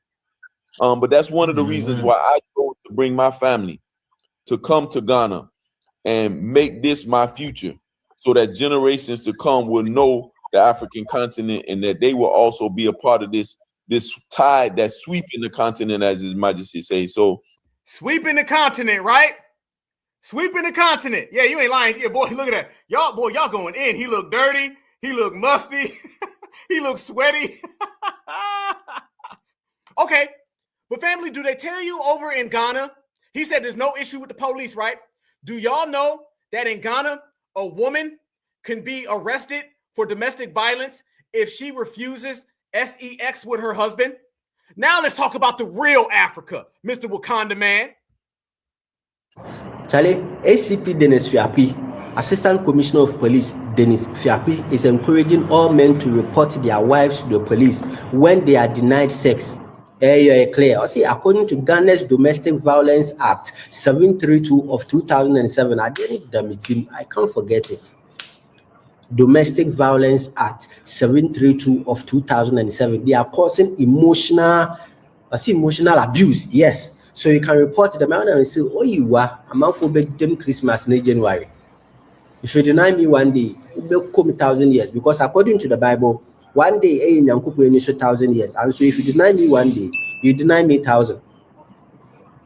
Me, I'm keeping the screenshots and everything. I can't forget it. Ghana's Domestic Violence Act 732 of 2007. Guys, the Assistant Commissioner of Police, Dennis Fiabo, says under Ghana Domestic Violence Act, denying your partner sex can lead to jail. He said what? Denying your partner sex can lead to jail for emotional abuse, according to Ghana Domestic Violence Act 732 of 2007. Assistant Commissioner of Police, ACP Dennis Fiabo. And he said what? When two of you are married and one decide to what? To start other partner sex, that person can what? Go to jail. Stop. Freeze. Wait a minute. Wait a minute. Hold up, fam. We ain't having that. We ain't having that. Absolutely. Hold on. Who said this? Somebody said that. I don't know who you are. Somebody get this person out of here, mods. Get this person. No, you got to go. Get this person out of here. You won't disrespect no women like that. Not on my channel. Get this person out of there, mods. You see their name. I like that law. You like that? That's funny to you? That's sweet that you would do that to a woman? Get this person the hell out of my goddamn house. Get him out of here. I don't care who you are. Get him out of here. That ain't nowhere near. We out here roasting this type of behavior. Get that person out of here. Hell no. You must be a tether. You must be. I like that law. No, you got to go. You won't disrespect no female. I don't give a damn if she's a tether female. Get that person out of here. Hell no. You like that law. Man, we don't do that type of degeneracy. Foundationals don't rock like that. Yeah, absolutely, fam. Nah, that ain't cool. That ain't cool. Get this person out of here. We don't rock like that. We don't even joke like that. That ain't cool at all. That's some sucker stuff. You won't disrespect no females like that over here. Nope. Nope. That ain't the FBA way. We ain't gonna put that, fam. Let me tell you something. You see how it happens, right? Somebody be like, did you see on Black Alpha's page? They was letting people say that they want to do the Ghana law.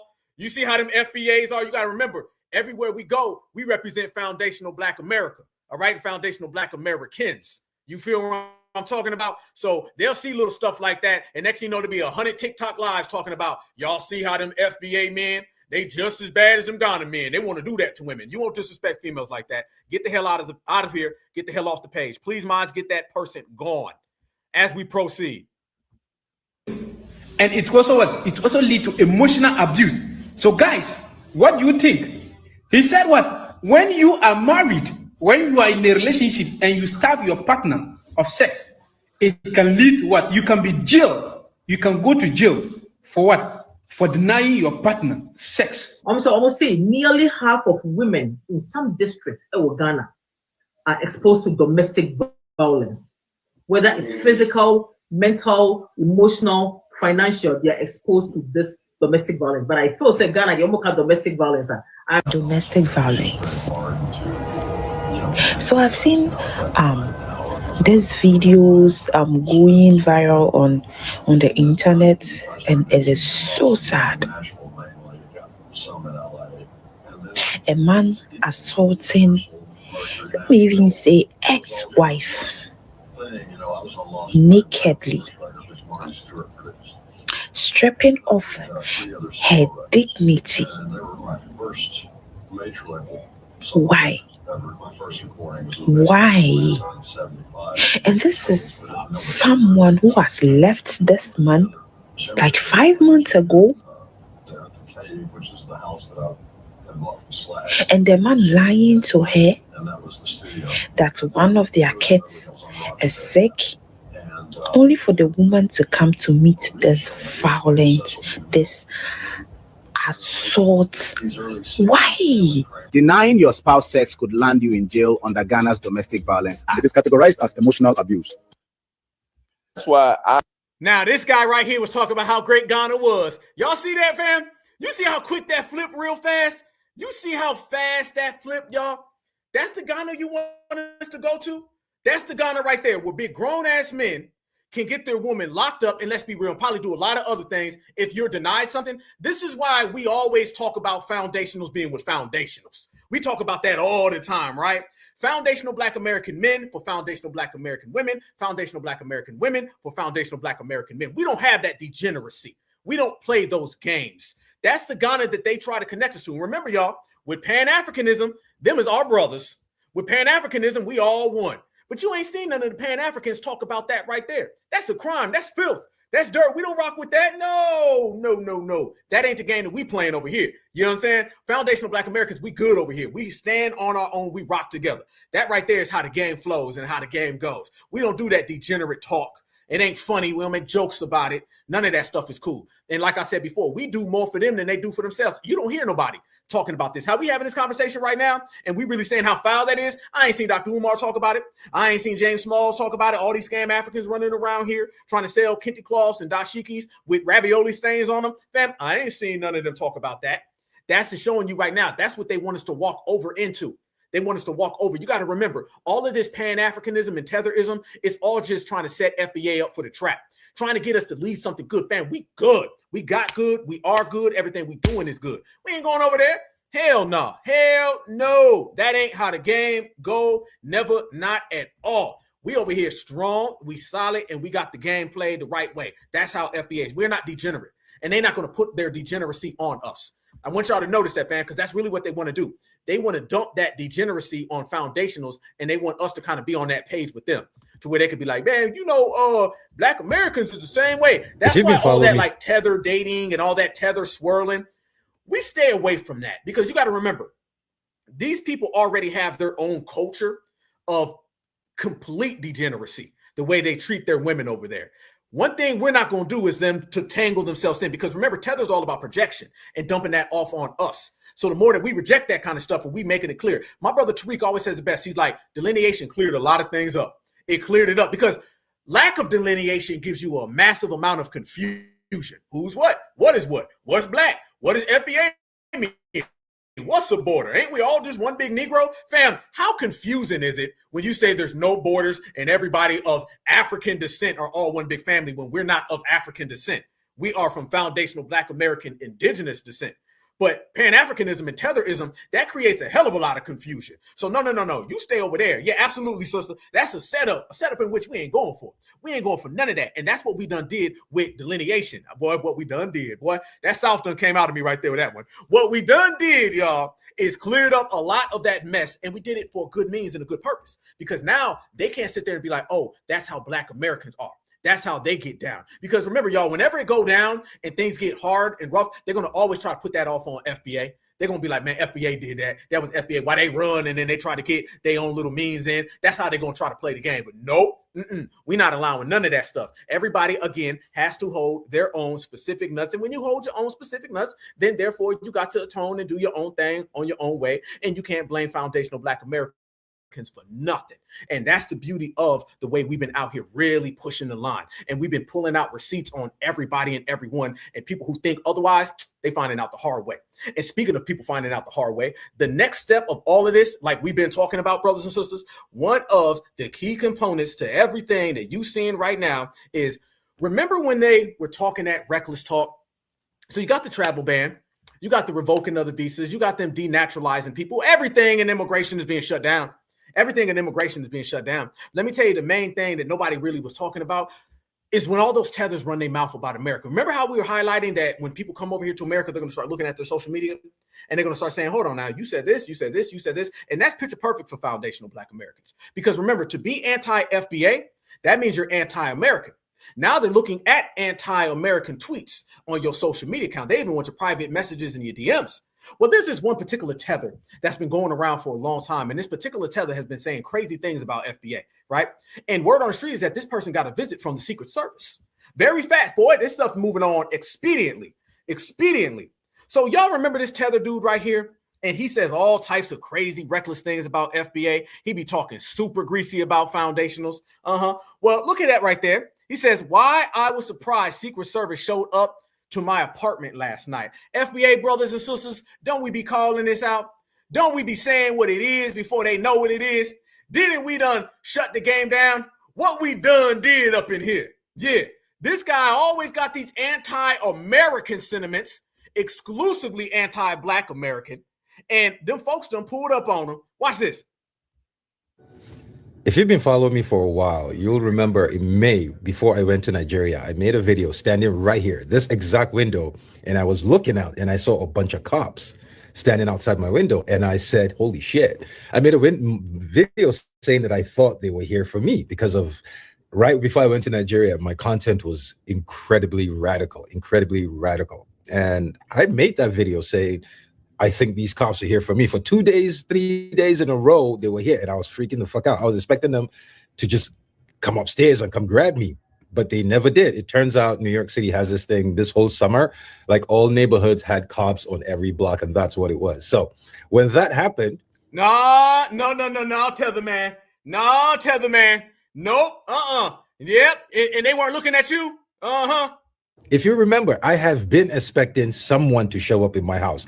So for some reason, between May and now, I completely forgot. Not say I forgot, but I just completely, I was worried about something completely different. So when the police showed up to my house, and I'm like, first they said police, and then when he showed me his badge, I saw it. It says Secret Service. I'm like, okay, why Secret Service? Secret Service shows up to your house when you threaten the president or you threaten a government official online. Like, that's what Secret Service's job is. They protect the president and they follow online threats.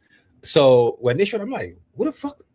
That's when we went through all of that. Anyways, I'm just trying to say, people that will say, oh, you should have expected, I did expect it. Also, one of the reasons why I expected it was earlier this year, a lot of people on TikTok were having Secret Service show up to their doors. A lot of people were making videos, Secret Service. Now, here's the thing. See, y'all?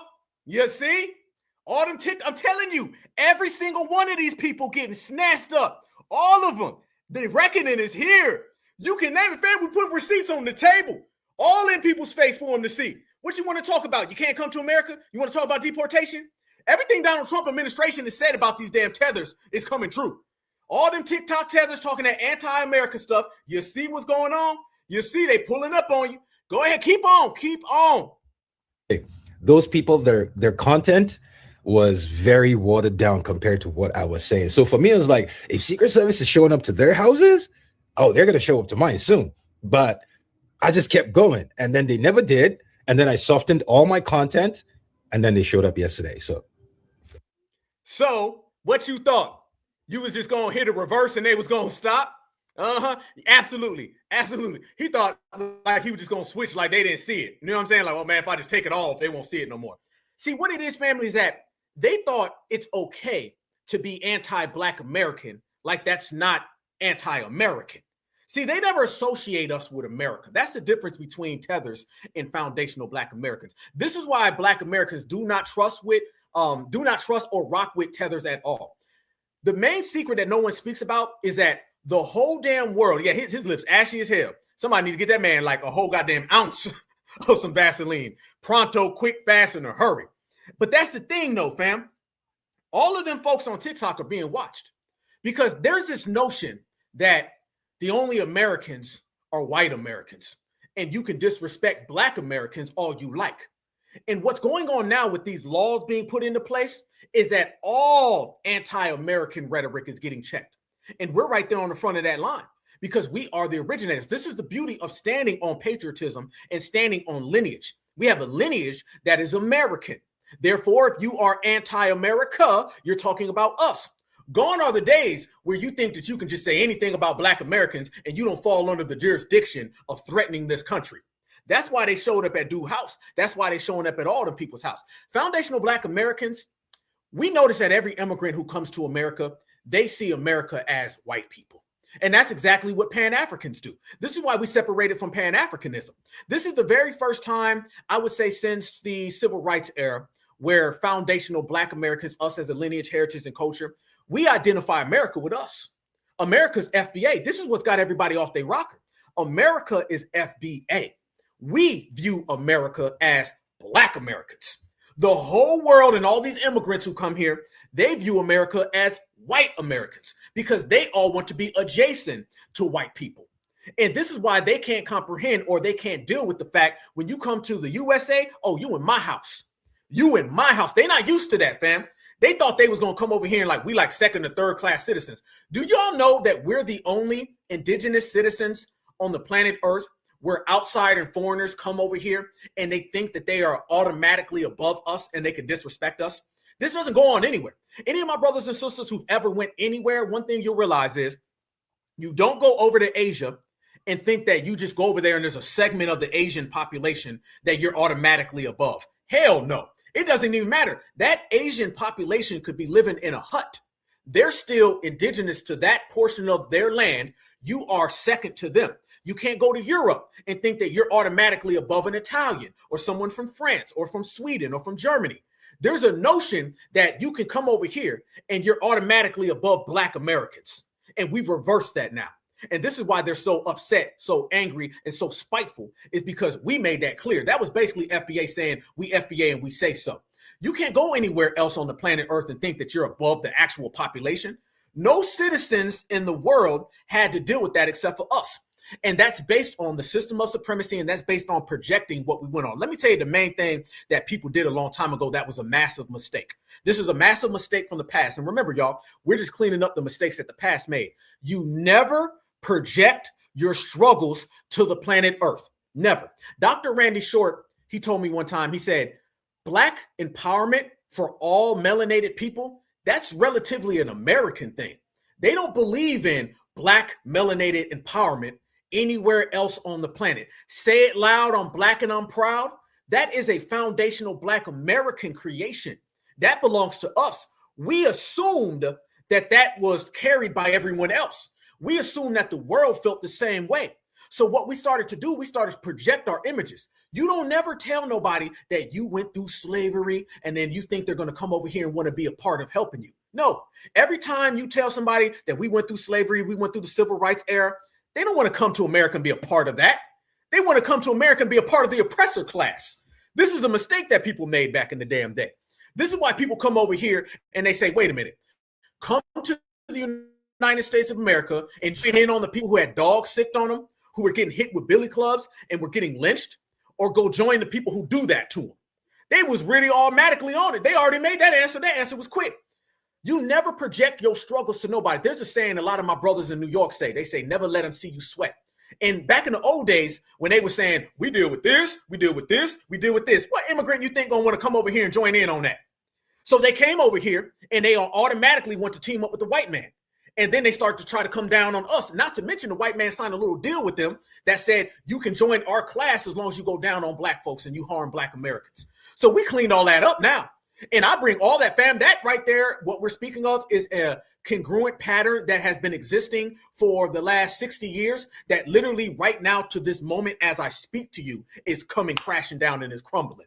We stopping all of that straight up and down. Mr. Muhammad, he's seen what Black Americans dealt with. He's seen the images. Everybody knows about America. They see the images in what we deal with. And they come over here and they say, oh, I'm going to go over to America and I'm automatically above Black folks and I will be anti-Black American. The African, he said, I'm going to go over there. I'm going to be automatically above Black Americans and I'm going to be anti-Black American. The Asian, he said, I'm going to go over there. I'm going to automatically be above Black Americans and I will be above them. And what we're doing now is we're saying, no, the F you won't. I bet not. I don't give a damn what they did in 1962, 1965, 1982, and 1985. I'm talking about today. Today, it ain't no, I'm going to project my images of struggle and hopefully somebody will come and want to be down with me. It's like trying to get a date. You don't go out there and try to get a date and say, hey, I ain't got no job. I just got fired. I ain't got no apartment, but I'm happy. And somebody going to say, you're going to be happy by yourself because I ain't dating you. That's exactly the mistake people made back in the day. They had an assumption that we were going to be connected with everybody else. And here's the crazy part about it. All of those other people who came over here to the United States of America, they were subjected to the system of supremacy themselves. But like I always tell people, victims of supremacy are not created equal. You got two different types of victims of supremacy. You got the victim of supremacy who enjoys it. And then you got the victim of supremacy who said, hell to the no, we're going to fight back. Foundational Black Americans, brothers and sisters, are the only ones who said, hell no, we fighting back. This is why historically you can look at our stay here in America. Every time that we encountered anybody, we always fought back against these people. The other folks who came over here, hell no. Essentially, we were trying to turn hoes into housewives. Damn, Black Alpha said it. Boy, y'all know I'm crazy, but I said it and I mean it and I said it from the chest. Black Americans were trying to take people who were affected by white supremacy and turn them hoes into housewives. We were taking people who enjoyed being oppressed and colonized and trying to turn them into freedom fighters. This is the mistake of we are the world. This is the mistake of Pan-Africanism. This is the mistake of everybody who got a little bit of melanin automatically is on the same page without vetting these people. You should have been vetting them people back in the day, but you was trying to turn them hoes into housewives. How the hell are you going to take Mr. Mutombo, who comes from a line of people who were slave traders, who were colonized a multitude of times from a bunch of different people? How in the hell were you going to try to make him a friend? What?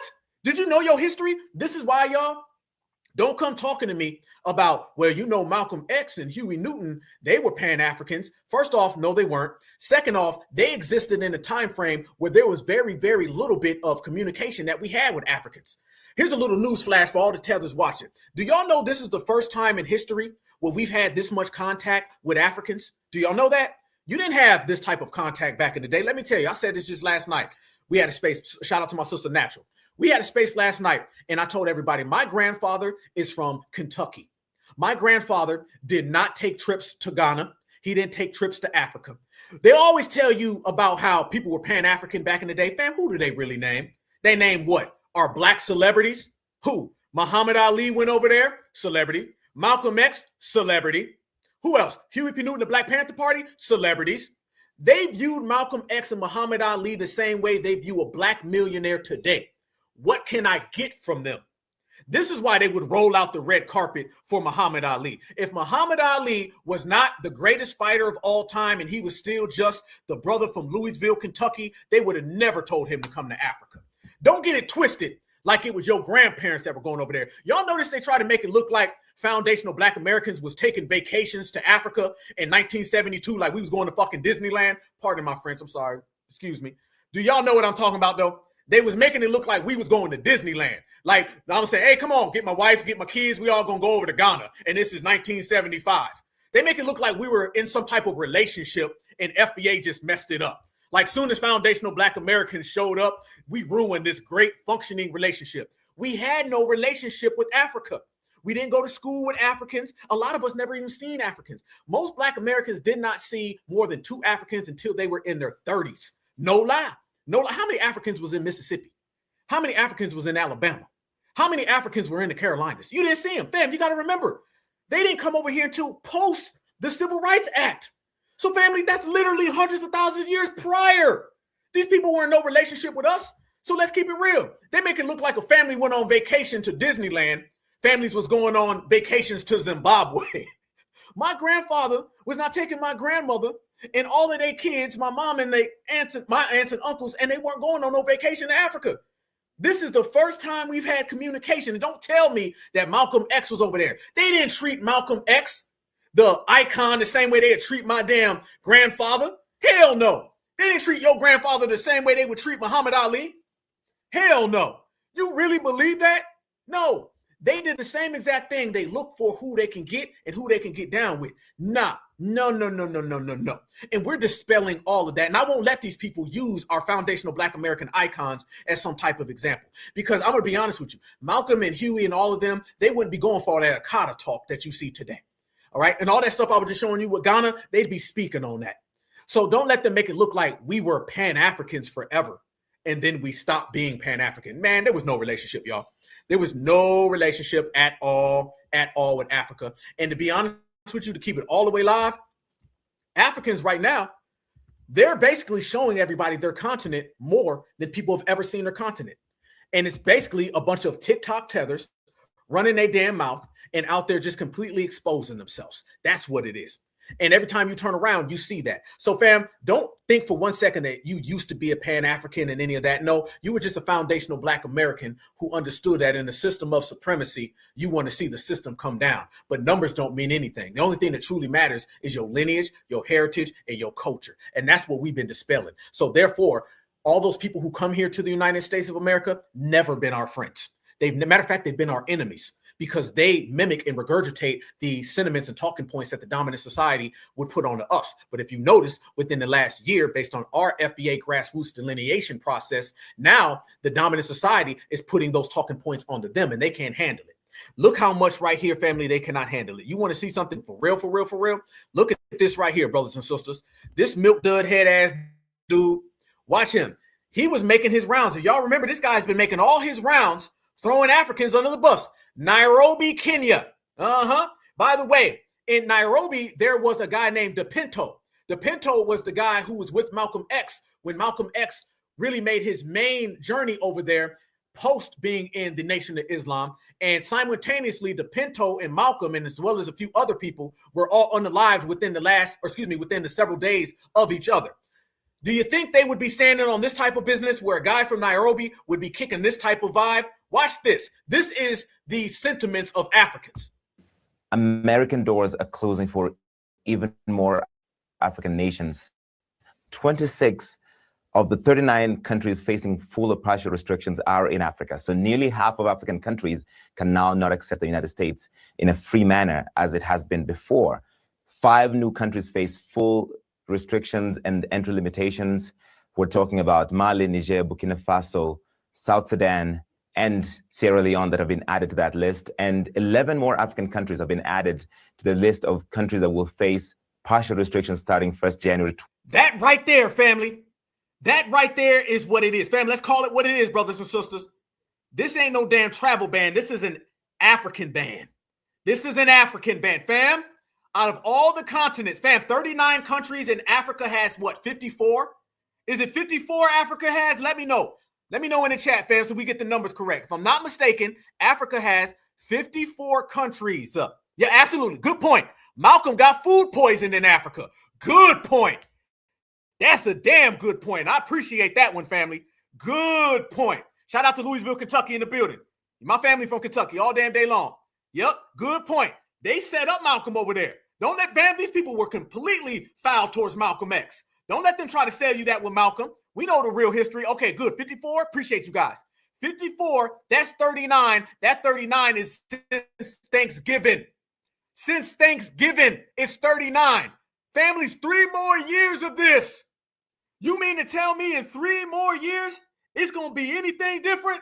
Fam, it's going to be all of Africa within the next year. By 2026, I promise you, we are going to see a complete ban of all of Africa. And notice, y'all, none of the African countries are coming out saying anything about this. Look at this. Full ban, partial ban. You know what a partial ban means? I'm going to tell you. We're breaking it down, y'all. Smash that like button. We're in here rocking. What you're going to see with a partial ban, that's for all the Africans who want to play ball and get along. The full restriction is for the ones who don't want to get along. That's what that is. By the way, Sudan, shout out Goat Milk Myron. I see you. Somalia, shout out Omar, This is basically who's going to play the game with the dominant society and who's not. And you're going to eventually start to see people over here on this yellow side. They're going to go over here to this red side, and eventually it's all going to be red. If the dominant society can be controlling Africa, this is it right now. We talked about the new scramble for Africa and how it's coming. This right here is the beginning stages of it. Do not for 1 second, my brothers and sisters, do not for 1 second not connect this to the scramble for Africa. We got to remember, we're looking at this through domestic lenses. Through our domestic lens, this is a travel ban where these people can't come into the United States of America. That's through the domestic lens, right? But you got to look at it from the international scope. At the same exact time that we promote and we report this, we've also on the Black Alpha Network been talking about this new scramble for Africa, the new one that's going on, where you have Russia, you have China, and you also have the United States of America as well as Europe. And they're all feuding and fighting on who's going to control it. I told y'all, there's a civil war right now, but I'm going to tell you the civil war. The civil war is colonizer versus colonizer and who's going to get the rights to conquer Africa. This travel ban has a hell of a lot to do with the new scramble for Africa. It ain't just in America. You guys can't come here because y'all moose the system. What they're doing here with all the scamming Nigerians, scamming Somalians, the Omar lady, all of that is one aspect. That's what the American sees domestically. But I'm going to tell you what the big wigs and the higher ups see. They view this from an international aspect where they're getting all the ducks in a row and they're getting everything in line. The countries that will get colonized by America and Europe and the ones who don't want to play ball with that. Notice the full restrictions typically are in places where they have another colonizer. Burkina Faso's on there. They rocking with Russia right now. So they're going to be in the red because they're getting the full restriction. Remember when Donald Trump brought over all those people from Uganda and Rwanda and they was making deals and he gave them that gold coin? That was him giving them the gold coin saying who's on our side and who's not. Everything is lining up right now for what we've been reporting on for the last year and a half right here exclusively on the Black Alpha Network. Why ain't nobody been saying nothing? We've been talking about it. The new scramble for Africa is a different scramble for Africa. The very first one was Europe. Europe was all in cahoots. That's why they had the Berlin conferences. During the Berlin conferences, it was a bunch of Europeaners and they all sat down, they exchanged lice from their hair, and they all said, hey, you can have here, you can have here, you can have here. This first scramble for Africa was a very friendly thing because it was only one colonizer. The new scramble for Africa is going to get very ugly because these colonizers are all from different areas: Asia, Russia, the Americas, and Europe. And if you really want to add the Arab who's in there and he's doing his thing as well, that's 4 different people fighting for the right to colonize Africa. So this isn't going to be a friendly colonizing of Africa. This is why I tell my brothers and sisters, stay the hell away from Africa. It's the worst place you want to be. It's the worst place you want to be. And it's always like that in a very, very simple way, family. Think about this. The scramble for Africa was in the 1860s, basically. The Civil War and foundational Black Americans freeing ourselves, that was in the 1860s. So the very, I'm about to preach. I'm about to preach and reach and teach, fam. When Africa was going into their massive colonization with the Berlin conferences and the scramble for Africa in the 1860s, that's the same exact time foundational Black Americans were freeing ourselves and being liberated from slavery. Basically, they were doing bad, we were doing good. They were going down, we were going up. Let's fast forward and show you the variables and the connection today. The same exact time right now, almost 2026, where Africa is getting re-scrambled of Africa by all the foreign colonizers. That's the same exact time where we're having a delineation movement. So AKA Africa's going down, FBA's going up. So the same exact way that they were going in a different direction in the 1860s is the same exact way we're all going in a different direction in the 2020s. You cannot compare the two of them. I don't give a damn what scam Africans talk about. I don't give a damn what these tethers talk about. You're about to talk about it on your way home. Yep, and we are home. So you can always see when foundational Black Americans are prevailing and excelling, Africa always seems to be going in the opposite direction. And this is why they're so keen on attaching themselves to us. Fam, what do they say whenever anybody's ever took some swimming classes, okay, right? They always tell you when somebody's drowning, you do not go in that water and try to assist them with your hand. You better get a goddamn stick. You better get a goddamn fishing pole, but you don't go in there because what happens when someone's drowning and then you try to go and grab them with your body? What do? You already know what it is. They grab you and they pull you down. Africa right now is about to drown. They're about to drown in colonization.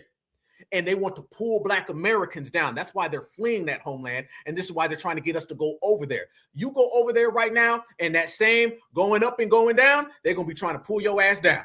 And this is why we've been separating from that, family, and we've been doing it in a great time. So it's bigger than just one thing or two things, family. It's a very, very, very strong movement that we've got going on, and it's all based on foundational Black Americans being us. It is a beautiful time to be yourself. It is a beautiful time to love your lineage, heritage, and culture and keep everything in-house, because that's going to be the future. The wave of the future, y'all, is FBA keeping everything here. We're going to be the only ones who can resist these individuals. But guess what, fam? We've been doing that forever. Ain't nothing new under the sun, fam. FBA always get it done. Now, let me go back to this list. I just broke all of that down internationally. I told you on this broadcast, fam, I was about to cook. I told you. Not only are we talking about this from a domestic level in terms of these people scamming us and sending them home, I just now connected it to the new scramble for Africa, which in my opinion is going to be the wave of the next 10 to 12 years. Look at this though, fam. As they go on, watch all of the people who want to play ball, all the people who don't want to play ball, the ones who are on the Russian side, the ones who are on the Asian side, the ones who are on the European side. They always have a method for their madness. Don't think that a U.S. entry restrictions on Africa ain't got something to do with the new scramble for Africa. They go hand in hand. 2026, they include major countries like Nigeria, Tanzania, Zambia, Togo. It's a very long list. And the American complaint is that these countries pose national security and public safety threats to the United States. Some of them because they have terrorism problems the government has no control over. There's no information sharing. So those are countries like Mali, Burkina Faso, Niger, also the backdrop for that. Many of these countries have had recent coups and where there's the strong anti-Western sentiment there. Nigeria is included in that. There's countries like South Sudan and Sudan as well that are added to that. In some cases, the US complains that these countries have high visa overstay rates. That's why they've been added to this list. And they expect that these governments begin to cooperate with the United States to make sure that they accept migrants from their countries when they're deported. South Sudan, for instance, is being added to that list because they say historically South Sudan has refused to accept their deportees when the United States wants to deport them there. Even though South Sudan has agreed to accept migrants, not just from South Sudan, from other countries, they have a deal with the United States. It did not work here. But I think the way this has to be understood, for many in Africa, they see this with that background of President Trump having allegedly said that these African nations and Haiti were S-hole countries. And he recently talked about having said that in this private meeting with some US lawmakers. So people see that with President Trump saying, why don't we accept more migrants from Sweden and Norway and white majority countries instead of countries from here in Africa? There you go, fam. Boy, you can't make this up. Boy, you can't make this up. And the best thing for foundational Black Americans and all of this is to stay the hell out of it. Stay the hell out of it, fam. You good here. Let me tell you something. You good here. Remember, that's a scramble for Africa. Ain't no damn scramble in America. Ain't none of that, y'all. We over here Gucci. We on one. It's all gravy, baby. That's what I'm talking about. So you can see the fact that people are lining up and they're getting them in that position to where now they can kind of play that game with them and they can control these folks. It's far more to do with the international elements opposed to just onesies and twosies, fam. It's way deeper than that. And foundational Black Americans, we're aware of it. And that's why I wanted to break this down for my brothers and sisters so y'all can see the international aspect of the way this thing is functioning. And the international aspect is really going to show and prove. Don't be surprised, y'all, if in the next, I would say the next year, since we're about to cap up the year, don't be surprised that in the next year, you're going to see a major development that goes on the continent. On the continent, there's going to be a major situation. And basically, it's going to be something that set it all off. What they say, set this off. That's exactly what they're trying to do, fam. They're trying to set it off. And that's their problem. It's not a foundational Black American problem because no matter what, rain, sleet, hail, snow, when it's dark, when it's light, the middle of the day, the evening, breakfast, lunch, dinner, we still focus on reparations. That's what we on, fam. Reparations all damn day long. It don't never change for us. That's why they always saying, well, what's next? What's next? I'm going to tell you what's next. What's next is what's now. Remember that, fam. What's next is what's now. What's now is our delineation movement and really breaking this thing down to where individuals can't get beyond us. They can't get beyond us. They can't control us. We're making sure. And as they set that down, it gets even deeper. Think about this too, fam. Somebody made a good point. You have a travel ban, right? How Mexico's down there? We're going to go there. There we go. Okay, freeze. All right, bet. We're going to go there, fam. How come Mexico's not on there? You don't see Mexico on there. You don't see nowhere. That travel ban, fam, it relatively doesn't have anybody from Latin America. And Latin America brings in the most criminals. Isn't it crazy that Donald Trump sits there and Donald Trump says what? He talks about people coming in from Mexico in the southern border and how they come from insane asylums. That's what he's all talking about. How come Latin America is not on that travel ban list?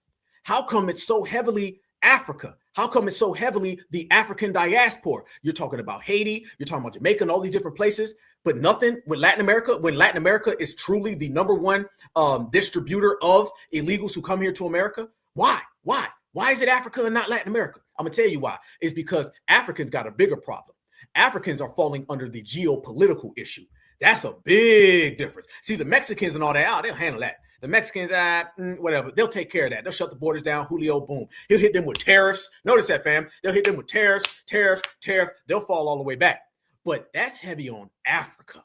Africa are the ones that they really focused on. You understand? It's because they understand through immigration and shutting down the borders, these people can't come here. They're pretty much stuck in one bad place. One bad place. And I don't really see how they're going to get out of it, fam. I don't see how. Yeah, what they said it was on the cusp of greatness. You ain't lying. Think about that. Good point, family. Good point. Ain't that funny? That's a good point. African, while all that's going on and we breaking down, fam, they still trying to tell us Africa is the wave of the future and they on a cup of greatness. Do people understand that Pan-Africans have been saying that for years? This is why it's always good to go talk to brothers and sisters who are older and remember, y'all, scam Africanism, that term scam African is a term that people were using way before Tether. Way before Tether, family. They were always saying that because they've been on that scamming stuff. They've been on that. That scamming stuff has been something they've been on for a long time. And this is why they still out there. Why do you think they got Sierra and Ludacris? You know what I'm saying? All these people trying to go over there. Man, please. Ain't nobody worrying about none of that. We good exactly where the hell we are, and we making it happen. They're going to keep selling you that, man. Everything's good now. Yeah, absolutely. Yep. See, yep, absolutely. Julio ain't coming like that no more because they just shut down the borders, and Julio, they ain't worried about Julio. You got to understand, Latin America, for people who don't know, Latin America and like Mexicans and Puerto Ricans and Venezuelans, they're not known outside of North America and South America. They're a Western Hemisphere thing. Fam, they don't know what a Mexican is in Saudi Arabia. They just don't know. They don't know what a Puerto Rican is in Taiwan. They don't understand that, fam. When you go all over the world, people know about Africans, they know about Asians, they know about Europeaners, they know about that, Middle Easterners.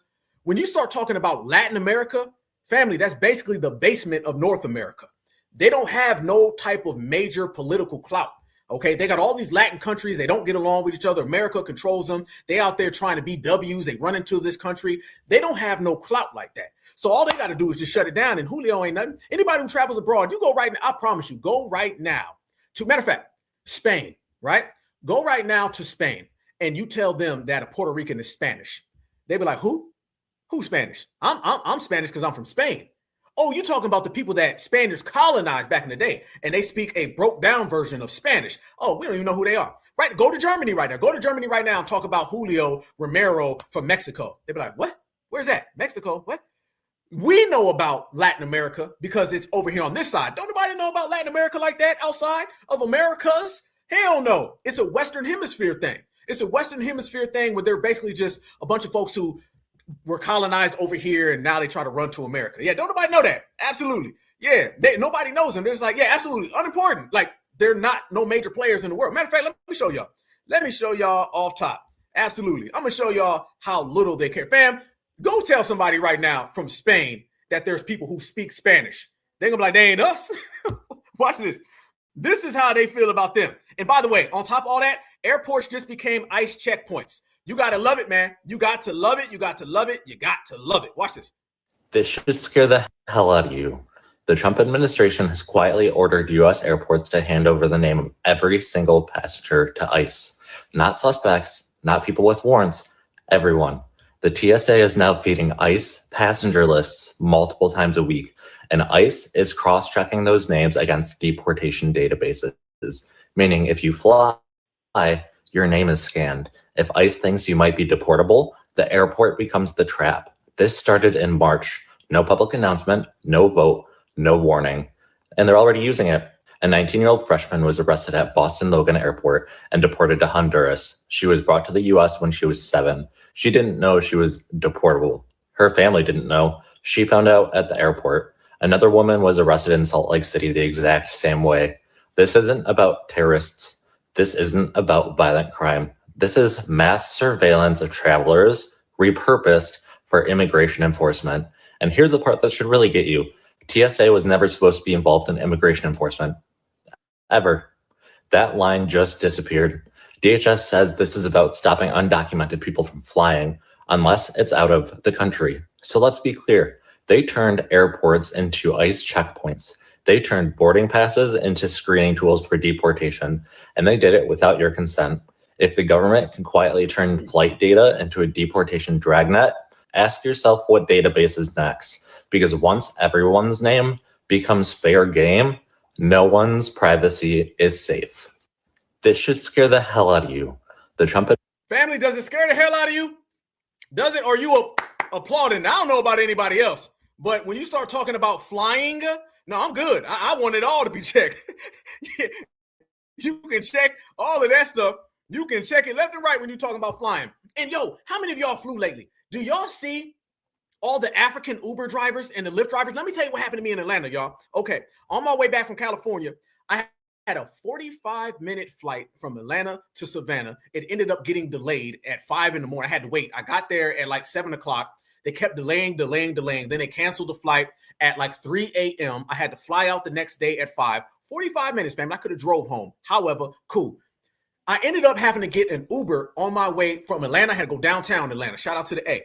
Do y'all know how many Uber drivers were out there and they were panhandling all of the people who were trying to catch Ubers? Soon as I go there, it's cold in Atlanta. Soon as I go there, fam, and I sit there, an African guy walks up and he says, do you need ride? Now, mind you, the airport gives you the voucher. The vouchers for the Uber, it's all paid for. You go to the hotel, boom, right? So that's what I'm doing. And soon as you go to the little spot where the Ubers come, fam, there's all types of Africans and they out there with just cars. They're not even Uber drivers, fam. Straight up, they're all, I was flying Delta. Shout out to the fam. They were out there, fam, and they were like, what do you want? Do you want car? Some dude walk up to me. He said, you waiting on Uber?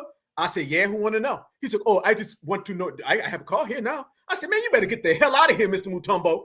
It'll be an international incident. Somebody will find your damn hairline over there on the concrete. You better get the hell up out of here. And they were out there doing that all the damn time. Fam, left and right. That's what they've been doing. You've been having a bunch of these damn Africans, and they sit around these airports, and they just wait. They just, fam, no lie, they just sit there, and they wait, and they scamming. They scamming. Don't be mad when these folks be calling y'all scammers when you known for being scammers. That's all you doing. Let me see if I can find this clip, because ICE is pulling up on that. So, by the way, there's a foundational Black American brother, and he was working with the, he basically was the, like the security for outside for the Uber. He walks up to the African dude. He said, you better get in the damn car. The African guy jumps in the car and takes off. Then there's another African guy who pulls up, and he's trying to look FBA. He's got on a hat, like kind of like a top hat, trying to look fly and stuff. Beep, excuse me. And then the guy, the security dude, he's like, you, who are you? And he's like, do you have he's like, you out here trying to panhandle a bunch of my passengers, right? He's like, no.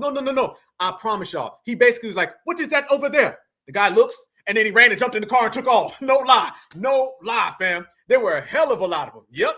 They weren't even Uber drivers. Y'all know what I'm talking about. Every airport, especially in Atlanta. And by the way, in Atlanta, half of the damn airport staff were a bunch of damn tethers, straight up and down. And on the outside, they were panhandling all the damn passengers. There was this one lady out there, and she was by herself. I don't know if she missed her flight. And the African guy pulls up, and he's basically trying to get her to like get in the car. He's like, I have a car for you. I was like, telling her, don't get in that car. Don't do that. Don't do that. Do not get in that car with that guy. You don't know who he is. He don't work for the airport. He is not working for the airport. Don't fall for that stuff at all. Go ahead and just wait it out and wait till you get one that's actually the voucher person who's coming here. Don't do that. And then she didn't get in the car. But you never know what ended up happening, fam. Yeah, he was trying. I'm not lying. He was like, who's that over there? Do you see him? The guy back there. Everybody looking like, who the hell is this? Then dude jumped in the car and he left. And he got the hell out of there, y'all. No lie. Straight up and down. So this is why they out there, fam. Hell yeah, you better go to these damn airports. Hell yeah.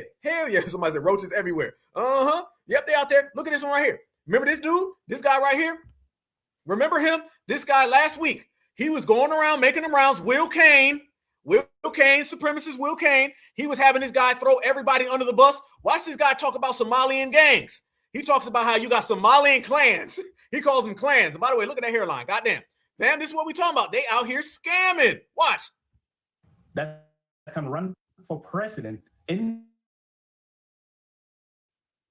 Somalia. The other two can only run for speaker or really? Yeah, citizens of Somalia, minorities, they cannot run for office as we speak, and it's a formula. Name any elected Somali official, and they are all in the Darod clan. Ilhan Omar, she's that clan? Yes, she's the Darod. Is Ilhan Omar advantaged in... Look at that. He said Omar belongs to a Somalian gang. A clan. A clan. What the hell is this? The Ninja Turtles? The Foot Clan? Man, look at him telling. Look at him. Look at that. He got that Tether snitch face, don't he? Don't he got that Tether snitch face, y'all?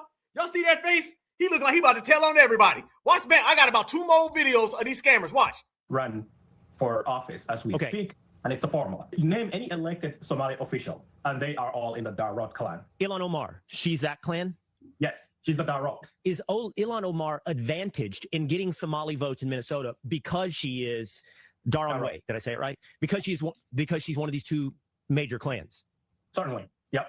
Her clan predominantly lives in Minnesota and the Minneapolis-St. Paul area. That's a fact. Okay. And there are other clans. That's her clan. Yep. Okay, hold on. Minnesota is largely this clan. Is Omar Fattah the guy that ran for mayor in Minneapolis? Would he also be of the same clan as Ilhan Omar? Yep. Look at this man telling everything. Look at what do you mean, a clan? Man, where are we heading with this? Where is this going? Is she in this clan? Yep, she's in a clan. So is he saying there's like an international takeover with Somalian gang? I don't know what the hell's popping. Is Omar Fattah the guy that ran for mayor in Minneapolis? Would he also be of the same clan as Ilhan Omar? Yep. You remember when Minneapolis had a mayoral election? This was a few weeks ago. Jacob Fry was running against Omar Fattah. And the Somalis split up between clan lines. Because his clan was basically campaigning for him, for Omar. And the other Somalis who were not in the Darod clan were campaigning for Jacob Fry. And it was very evident on all social media. Yeah. It was I guarantee Democrats know this. I guarantee Jacob Fry was playing to the other Somali clans. Definitely did. Now, Abdi then went on to tell. What, fam? The scam goes way deeper than they originally talked about. They saying she's a part of a damn clan. That just sounds bad. Everything about that just bothers me, y'all. Is she a part of a clan? Yes, she's a part of the Somali clan. She's a part of the 5-head clan, which fights the 4-head clan, which does not get along with the 6-head clan. It's just a big clan of heads. What the are we talking about? These people got clans, man. It's over with. I'm telling you right now, hell no. The clan is up in here. You know, when the clan is in the building, it's over with. And look how dude over there snitching too, ain't he? He was happy to tell. He was happy. You knew he was about to start telling. And that Will Kane dude knew. He was like, yeah, I can go ahead and get these people to start telling on each other. I can go ahead and get them to start snitching. You know, if they trying to get them to start snitching. But look at this right here, fam. Here we go. This is what I'm talking about. Let me show y'all. This right here. Right here. Watch. This is what I'm talking about the Ubers, fam. Watch this. This is it. They were out there at the airport. What airport is this? Let me find out the airport. What airport is this? This is Chicago. O'Hare. Shout out to Chicago. Oh, I know they out there. ICE detains a bunch of illegal alien Uber, Lyft, and taxi drivers. Every deportation equals an American job open. Watch, fam. Same story I was telling you about in Atlanta, right here in Chicago. Guys, come to the O'Hare ICE. Ice, baby. Ice, baby.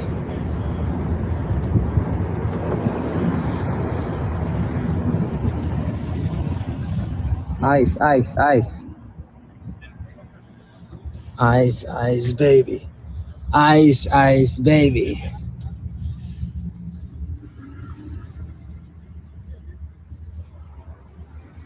What the heck? Right there. That's exactly what I seen, fam. Only ICE wasn't there in Atlanta. ICE wasn't there in Atlanta, fam. Look at that. That's exactly what I seen. They out there scamming and panhandling. Straight up and down. Shout out to Chicago. Get them up out of there. Don't be, fam. What happens is people be desperate. People be needing a ride home. Them Africans show up. You don't know what's going to happen. Can't even get Ice Baby right. They say, Ice Baby. Sound like you might get snatched up by ICE. Yeah, absolutely, sister. He sound like a tether. Yeah, Juan don't care about his people. Look at him throwing his people under the bus. Look how Juan's throwing his people under the bus. The same way Mr. Joloff was just throwing his people under the bus. You see what I'm saying? Ain't no unity in the tether community. What the heck?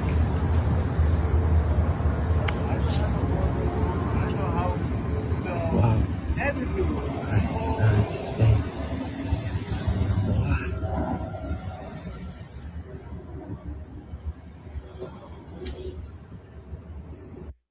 Guys, come. Everywhere you turn, everywhere you look, you keep seeing these scammers everywhere. At the airport, really though. And these folks trying to run around here and get us to like put on capes and stuff and be like, oh, no, don't do that at the airport. They getting folks at that airport and good. That's exactly what you need to do. Get them at that airport. They hiding though. Fam, let me show you more footage. These are about the Julios and the Romeros and the Juans. Remember we showed that guy earlier and he was on the roof and he didn't want to come down? I think it was a guy. It might have been a girl. Okay, might have been both nowadays. You never know. Okay, let me show y'all the fact that they're hiding from ICE so much that they're showing up at nighttime to do the work. Yes, so at nighttime, these individuals are getting on the roof and doing all the work on the roof at nighttime because they're so afraid of ICE in the daytime, y'all. Look at this. These folks are on the roof at night because ICE is out in the day. How dangerous is this?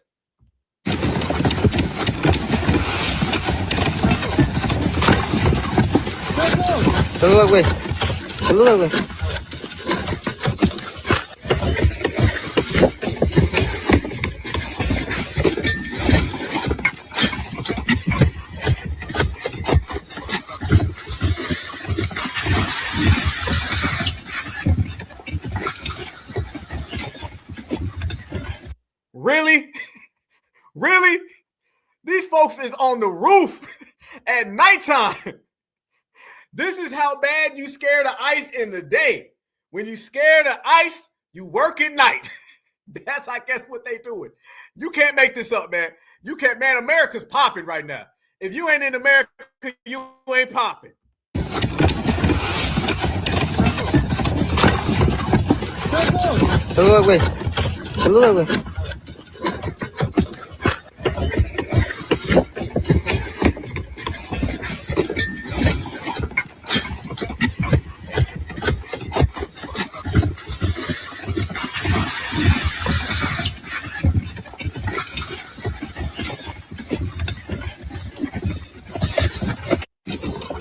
Fam, it's to the point now. Everybody has to just accept it. Tethers have a scamming culture. And I'm talking about all the tethers. Fam, to be a tether, doesn't that really mean that you are a scammer, right? I'm loving it right now. I'm loving it. What we said earlier, fam. Now the word tether, illegal, migrant, immigrant is becoming synonymous with scammer. And FBA's been saying it. Everybody got mad at us for saying tether, right? Everybody was mad. Oh, tether's so divisive and all that. Donald Trump and him is calling you a scammer. How come you don't talk to them? Because in reality, that's what a tether is. I'm loving the fact that you're seeing Nigerian scammers. We was talking about that. Kenyan scammers, Mexican scammers. All the illegals are being associated with scamming. Scamming. This Somali situation has really made it a massive story where everybody's connecting those two. Those two are being connected. Yeah, somebody made a point in the chat. You ain't gonna be banging on my damn roof at night. You know, boy, especially if it's the neighbors. See, and that's why people call ICE. People gonna be like, hold up, no, you ain't gonna be banging on my roof. I'm calling ICE. Let me tell you something. Let that be in my house. It could only be one thing. If you see a bunch of Mexicans on your roof at night, what you think they're doing? What you think they're doing, family? You already know what they're doing, right? You already know. You already got the game plan. Call ICE on these people. Call ICE. Call ICE. But then let me show y'all this as well, y'all. When you see these individuals on that scamming tip, remember they scam each other as well. So they scam everything, every which way. This is it. It's so funny because we started calling these people scammers and we start calling these people tethers. And now those two terms are being affected and they're being accepted into the lexicon of America. But y'all remember earlier I showed y'all that white guy, and that white guy was talking about his Nigerian wife who he can't see no more, right? And she got to go back home or whatever stuff. Look at this, fam. I'm telling you, they be scamming everybody. Watch this. This African woman, I guess she said that she married a guy, and when she married him, they did a Jokpa journey. So, fam, Jokpa journey. That's all I'm gonna say. Y'all go ahead and watch. See, before you Jokpa, make sure you are married. Because if you are not married, then loneliness will mood you. It not be my husband now, man. Baby, why they follow talk? How would you have been? Like, no neighbor to talk to, no neighbor to gist with. You can't just be, you can't just follow at all. You even see your neighbor, you just say, hi. Hello, hello, hi, hello, Nothing talk much. You understand? Hello, hi. They're having Jokpa journeys together. What's she saying through all that just gibberish? They're having Jokpa journeys, man. You can't make this up. Jokpa journey, a story in Jokpa love. They getting together and they're Jokpa all across the world together, and they doing a big old Jokpa, and they doing it out of love, fam. So they Jokpa in love, and they doing a Jokpa journey. Is this the new thing that we gonna see? Is this the new giddy up, fam? A Jokpa journey?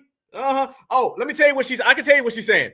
She's saying whenever you Jokpa, make sure that you have a married person so you don't do it alone. Don't Jokpa alone, fam. That's what she's saying. She's saying friends don't let friends Jokpa by themselves. That's what she's saying. So now you're getting couples that they're falling in love through Jokpon. Jokpon in love, y'all. That's it. We put the fork for now what you not get. That kind of thing. Guys, when I hear my husband is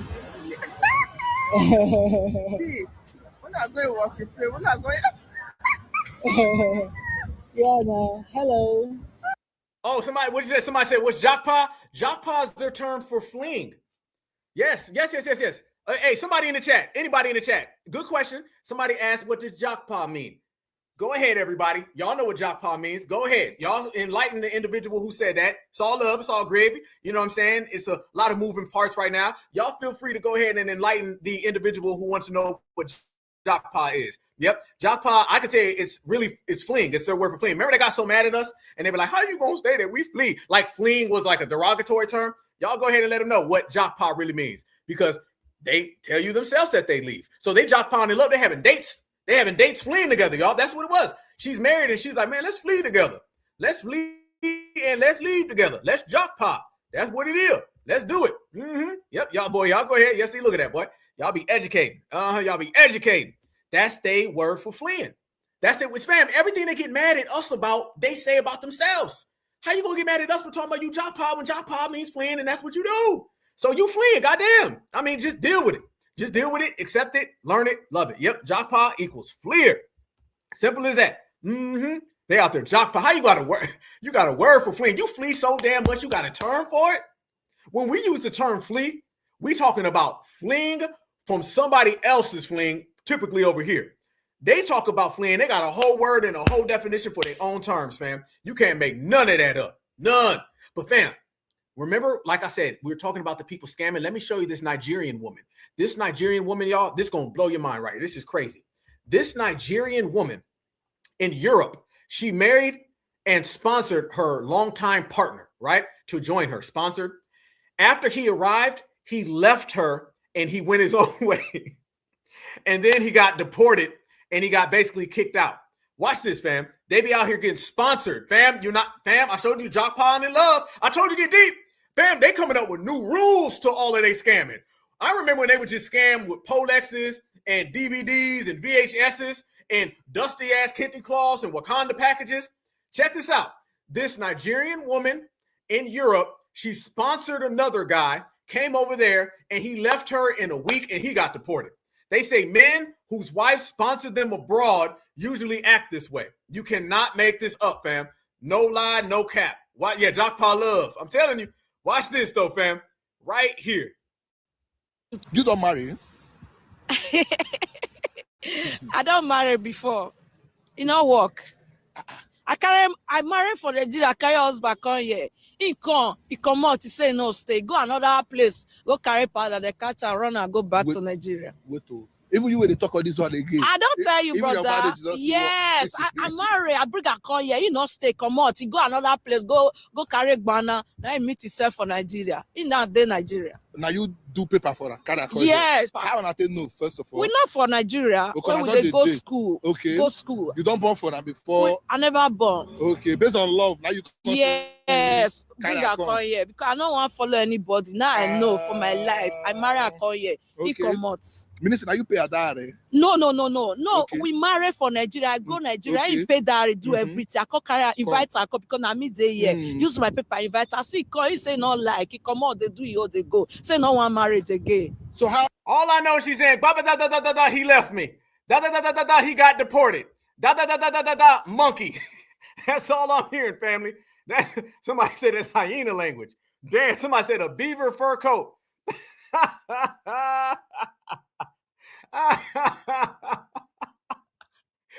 Fam, so they scamming each other too? Is this what we can agree on? Are they scamming each other as well? Are we seeing double scamming? What kind of scamming is this, fam? How are you getting scammed left and right? Come on, family. Fam, it's crazy that you actually see the fact that these individuals think that they slick, they scamming each other. What they say, they Jokpa in love. The man said he went over there and left. He ended up getting snatched up himself. Somebody said hyena babble. Damn, crazy. long on our two don't stay together for here before on a get backbones on a marriage? We not get gbasgbos, so the gbasgbos na Nigeria for Apple. We are still bring a call here. I see corner he up say he don't enter. I see enter finish he come out. I say no one marry me, not evil paro. But what do you do before everything we come? So basically, you was scamming, he was scamming, y'all jackpot in love. He got deported and he left you after 1 week. But this is where they tell us to go over there. And this is who they tell us we need to get together with. Ain't that what they was telling us? Remember, y'all, they was telling us that we need to tether swirl. Ain't that what they said? We need to tether swirl. That's what they was saying, y'all. A tether swirling needed to go down. That's what they was saying. And Foundational Black Americans said, hell no. We said, hell no. We ain't going to be jock pond in love. We ain't going to be running around here with no goddamn fur coat that look like it's made out of bush meat. You seen the goddamn fangs and you seen the claws on it. Fam, her fur coat, I seen claws. It was moving. Y'all didn't see it? That damn fur coat was just moving. It was shaking, fam. I think I seen the teeth on it still. They didn't even shave it all the way down. And if that's one scam, here's another one for you. Told y'all about these scamming. Y'all look at this. Fam, this is a city council meeting, December 16th, 2025. This man says, I'm the mayor now. This is in Massachusetts. Get ready. Hello, everyone. So I'm from Africa, but I'm one of you guys. I'm sorry, sir. Where do you live? I said I'm from Africa. I understand. Where do you live? I'm one of you guys. I live in Lucerne. Okay, please continue, sir. Thank you. Yes, Mr. Mario, I sent you today because where I come from, we live neighbor to neighborhood. But when I see my city, Lucerne, which means I'm a mayor, not you. I'm a mayor now. I'm the captain now. Some of my people suffering right there. What? What the hell is this? Who he think he fooling? Fam, he came out there and said, I'm one of you now. Hi. He said, what's up, big head? Big head, I'm one of you now. Ain't we all same? Who he think he fooling, fam? They be really thinking they fooling somebody. The guy in the back said, what? Who are you talking about? This man thinks he's the mayor? What? Fam, I can't call it. Hello, everyone. So I'm from Africa. You from Africa? No duh. Tell me how I figured that out. Your forehead? But I'm one of you guys. I'm sorry, sir. Where do you live? I said.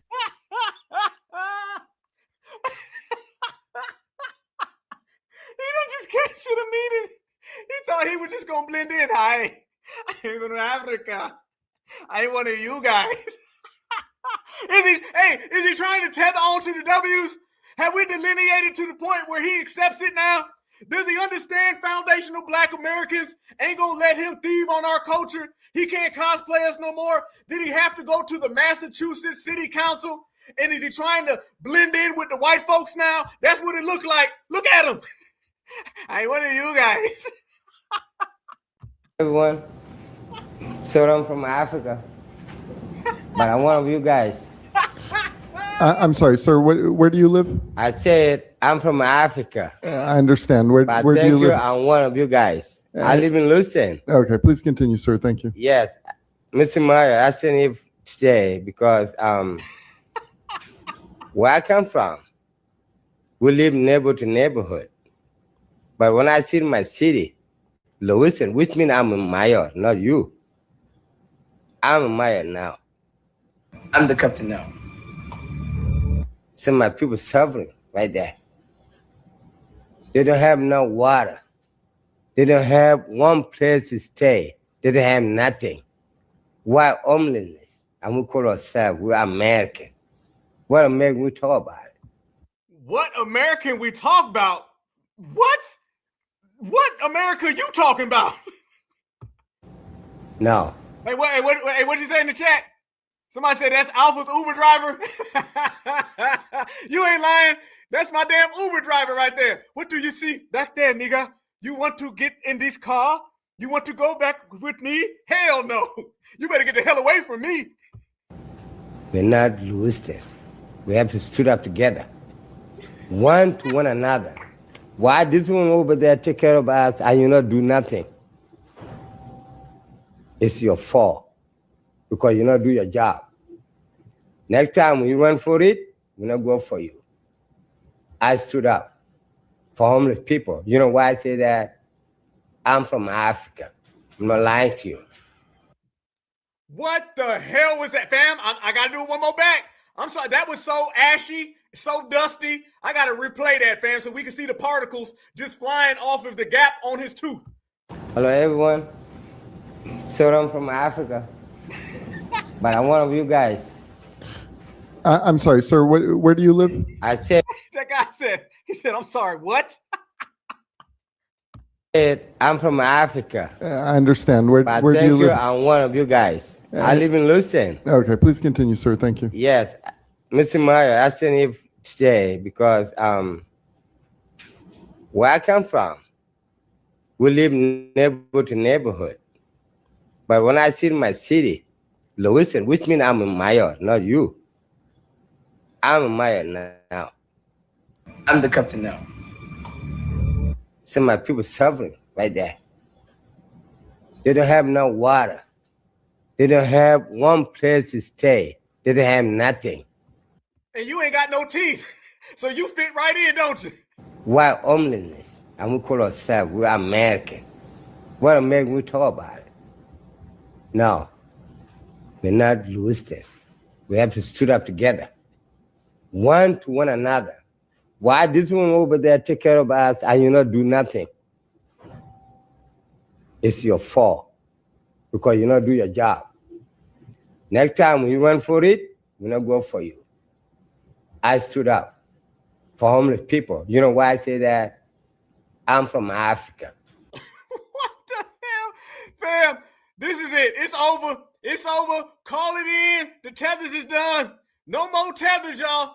Nope. This is the best you got, Tethers? So I'm from Africa. But I'm one of you guys. One of you guys. One of you guys. Africa. Goddamn. Sinners. This ain't nothing but Sinners, the Tether version. Damn. What the hell? Fam, it's over with. It's over, fam. They didn't realize they can't tether on the Black Americans. Now they trying to tether on the white folks. They go in the damn city. This man in Massachusetts, they go into city council meetings with white folks in Massachusetts, and they think everything is sweet, fine, and dandy, and they really think they're going to get down. Fam, we have broke these tethers to the point where they realize not even to pull that on us no more. Isn't it crazy? Isn't it funny? Isn't it something very, very enlightening? The fact that these individuals were the same individuals that were at our foundational Black American reparations meetings, and now they're at these city councils with W's. Ain't that something, though? Ain't that something? Ain't that wild when you think about it, y'all? A year ago, that man would have been on the foundational Black American reparations panels talking about, I am an African guy, okay? And by the way, I don't think he was drunk. I think he's just like that, okay? But family, now they realize since we done regulated, that ain't gonna work no more. They said, we trying to cosplay these Black Americans. We can't cosplay them. We try to scam them and all that. Black Americans ain't going for it. Black Americans know what it is. Even Donald Trump know what it is. You can't scam Black Americans. So now the Africans are just trying to go scam on the W's. He said, why sit on a reparations panel with FBA when they gonna check me when I can just go around these W's and talk about how I'm from Africa and we ain't got no running water and he ain't got no functioning teeth. There you go. So he went over there. We have sent the Tethers over to the community of the Mayos. They done walk right over. They went across the damn road. They in Mayo land because FBA made it that way. So you see, fam, they know, fam, what we own, fam, and it can't be duplicated, cannot at all. Let me show y'all. Yeah, somebody said that, boy, that was cringe. Hell no. Hell no. That boy right there, well, I told y'all, that was the hills have flies, and he got a hell of a lot of them. They thought that they was going to stay in America. They thought everything was good. So family, on this broadcast, we done broke down the tether ban, the travel ban, reverse migration, visas getting revoked and reviewed, getting canceled. We done showed the denaturalization of all these individuals, ICE at the airports, ICE snatching up people with TSA. You start to see the Uber and the Lyft and all the taxis all going to jail. Let me show you one more thing, family. This right here is what I was talking about. Late last night, less than 24 hours ago, they ended up getting rid of the visa lottery, which means you can't come here either. Fam, this is number 7 of things that have went on in 14 days that stops illegals from coming into the United States of America. Ain't no jock pie love, just a bunch of jock pie scrubs. This right here was in May, and he says that everybody can come on in. The very next clip was yesterday, and they saying, your ass better stay home. Ain't it funny how fast things change? Visa lottery is back and you could win a green card right now. The visa lottery is back and you could win a green card right now. Kristi Noem just announced that they will be suspending the United States Diversity Lottery Immigrant Visa Program, DV1, that the shooter of Brown University used to enter the country. Stop. That right there was 18 hours ago. This right here was 6 months ago. Watch how quick they changed energy. Back and you could win a green card right now. The visa lottery is back and you could win a green card right now. Kristi Noem just announced that they will be suspending the United States Diversity Lottery Immigrant Visa Program, DV1, that the shooter of Brown University used to enter the country in 2017. And also, after which he was then granted a green card. She said this heinous individual should have never been allowed in our country. And she said in 2017, President Trump fought to end this program, yet he was the president when the shooter did enter the country. So obviously he is ultimately responsible. But he says that this was following the devastating NYC ramming by an ISIS terrorist that did so under his administration as well and murdered 8 people. But she's now saying that they are going to just do it now, even though apparently he fought to end it, but now they can just end it. I don't really know how that works. Breaking immigration news. The Secretary of the Department of Homeland Security, Kristi Noem, has just posted on X that she's going to be instructing USCIS to put a pause on the diversity visa lottery program. Her announcement comes after it's been determined that the suspect in the Brown University shooting was a recipient of a diversity visa and later became... There you go. Later became the person who unalived everybody, which really sent all of this in a tailspin. I made your night. Appreciate you. You made mine. Thank you very, very much. Look at that, fam. I want to show you that because that highlights how quick things change. It went from all of that to all of this. Look how dude was happy just a couple months ago. You can get it now. The visa. They call that basically the visa lottery where you can put in. That all got shut down last night, bro.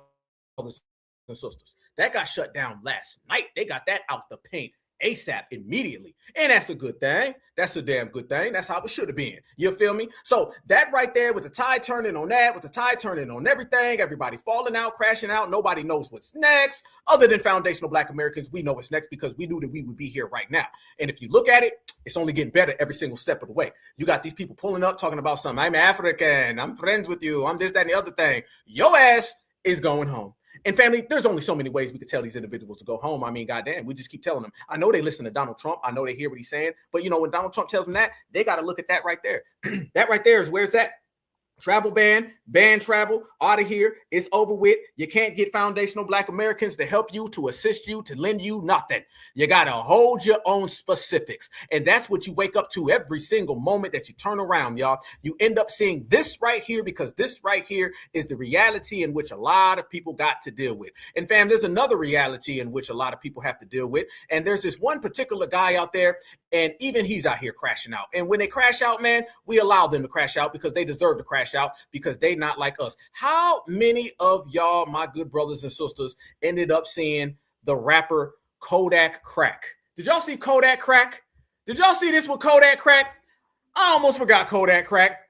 Fam, did you see Kodak Crack coming out here talking about slavery and all this kind of stuff? Even he's afraid because Haiti is getting packed up as well. And remember, Donald Trump pardoned Kodak Crack. So now Kodak Crack is saying, I don't really agree with what Trump is doing. So it shows you, family, even somebody who got pardoned by Donald Trump is still afraid of the travel ban by Donald Trump. Watch this. We free is man. America too. America know that. And brother, if y'all feel like I'm telling you, bro, because I'm the type of who I like Trump. I still love Trump, even though I ain't agreeing with the shit that Trump own right now, right? I'm not agreeing with it, bro. I'm not agreeing with Trump right now, dog. But I love him, bro, and I know he mean good sometimes, a lot of times, most of the times, bro, he mean good. But we human, bro. It's like that. But I want all the Haitians, bro, to look at this shit that Trump doing as a blessing, bro. Don't hate it, bro. Y'all remember if he sent all 400 of y'all, 400,000 of y'all back to Haiti, bro. I know y'all ain't been in America all this time not doing nothing, bro. Bro, Haiti, we the goated, bro. We the goated, bro. Our ancestors always fight for us. If we is from Africa for real, bro, we from the best place in Africa, bro. Benny, remember his mama told me that. You know what I'm saying? And then, like, I love my people. I finna be in Nigeria before the year. That would be a thing. I know y'all from Africa too. I just hate the Africans who act like y'all better than us. And like we, y'all African. He said he don't like Africans either. Boy, the diaspora got a hell of a lot of problems. In future news, everybody, Kodak Crack OD'd. I'm just saying. I should have never sold niggas, bro. Bro, you know, people, bro, why you think slavery go good, bro? I'm not mad at slavery, bro, because white people were slavery. I'm not mad at slavery. Boy, this is what happens when you don't take your medicine. Too. You know what, bro? Black people, bro, we this, man. I'm gonna say that. Gonna need me. I need y'all too. Stay on the, man, I'm lit. Look how dark Peter made this. Man, this is all I had to see. That poor ass still was all I had to see, bro. That's what happens, family, when you're OD. This is what happens when you're high as a kite. And this is what happens when you got to go. You got to go. You got to go. You got to go. You got to go. Kodak is going to end up having to go as well. Because first off, you got pardon and all that. But Kodak, you got crimes as well, which puts you picture perfect on the list for you to be kicked out of the United States of America based on the violations in which you have. So Kodak Crack, you're going to be on your way back to Haiti as well as everybody else because you on that list. But fam, there's a rapper out there I want to ask y'all. But this rapper doesn't have a name. So this rapper hit me up and was like, hey, Black Alpha, you know what I'm saying? I'm trying to search for a name. I don't really got a name yet for what I want to be called. Do you got any suggestions for a name? Because I got a new album coming out. And I was like, oh, yeah. You know, I can talk to the certifieds. You know what I'm saying? I'm going to go live tonight. You know, it's FBA Friday. This Black Alpha time. It's my album. So I'm going to go ahead and pull it up for the family. And I want y'all to go ahead and name this rapper. This rapper does not have a name. This rapper is foreigner. This person's from the diaspora. So y'all let me know, what is the perfect name for this individual to start their rap career? Go ahead. What would you call this individual right here who I believe broke the record, fam?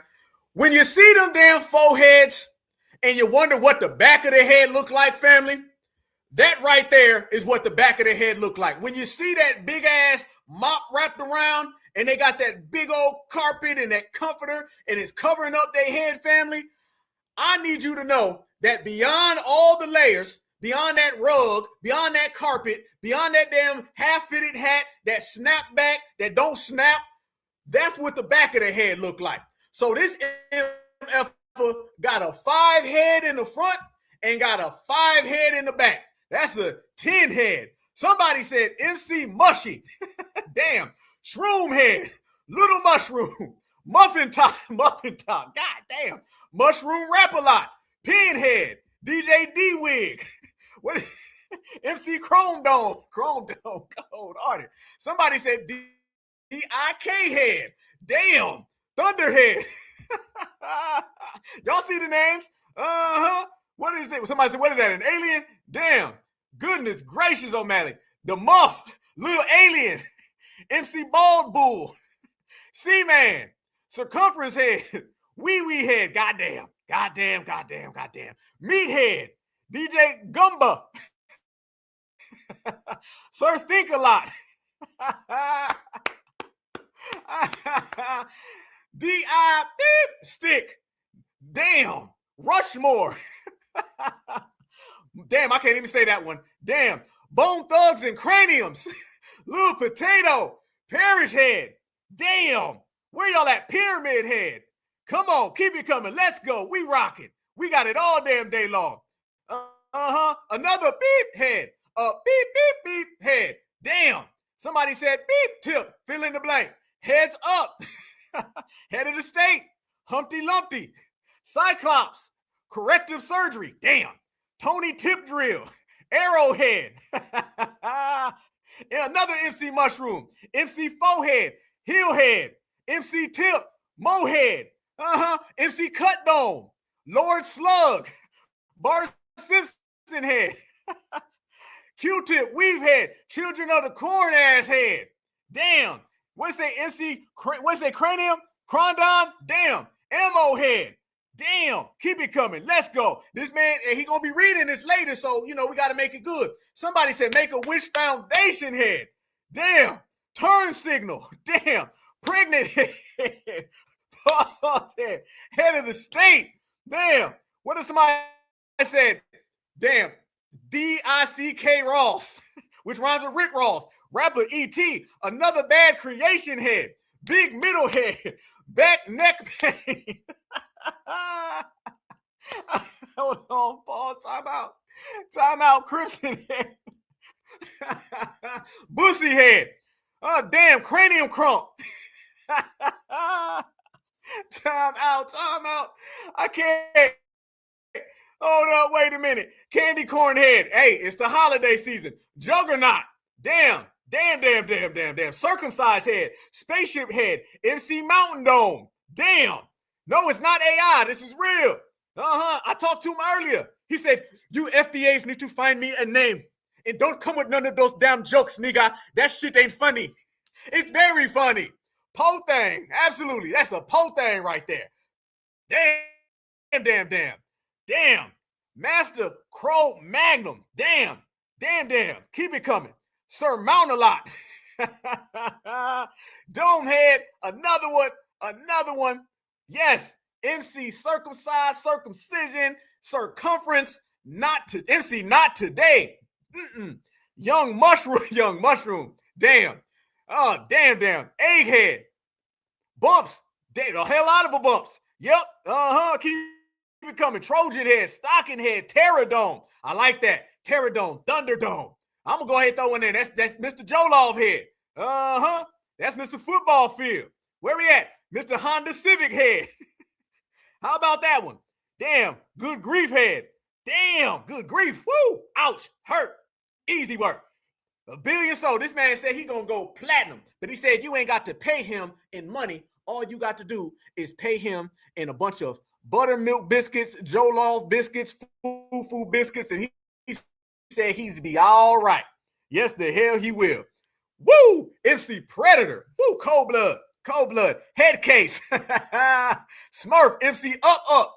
Damn, somebody said just D-I-C. Beep. There they go. Humpty head. Spearhead. Big pigskin. Fun guy. Juju bean head.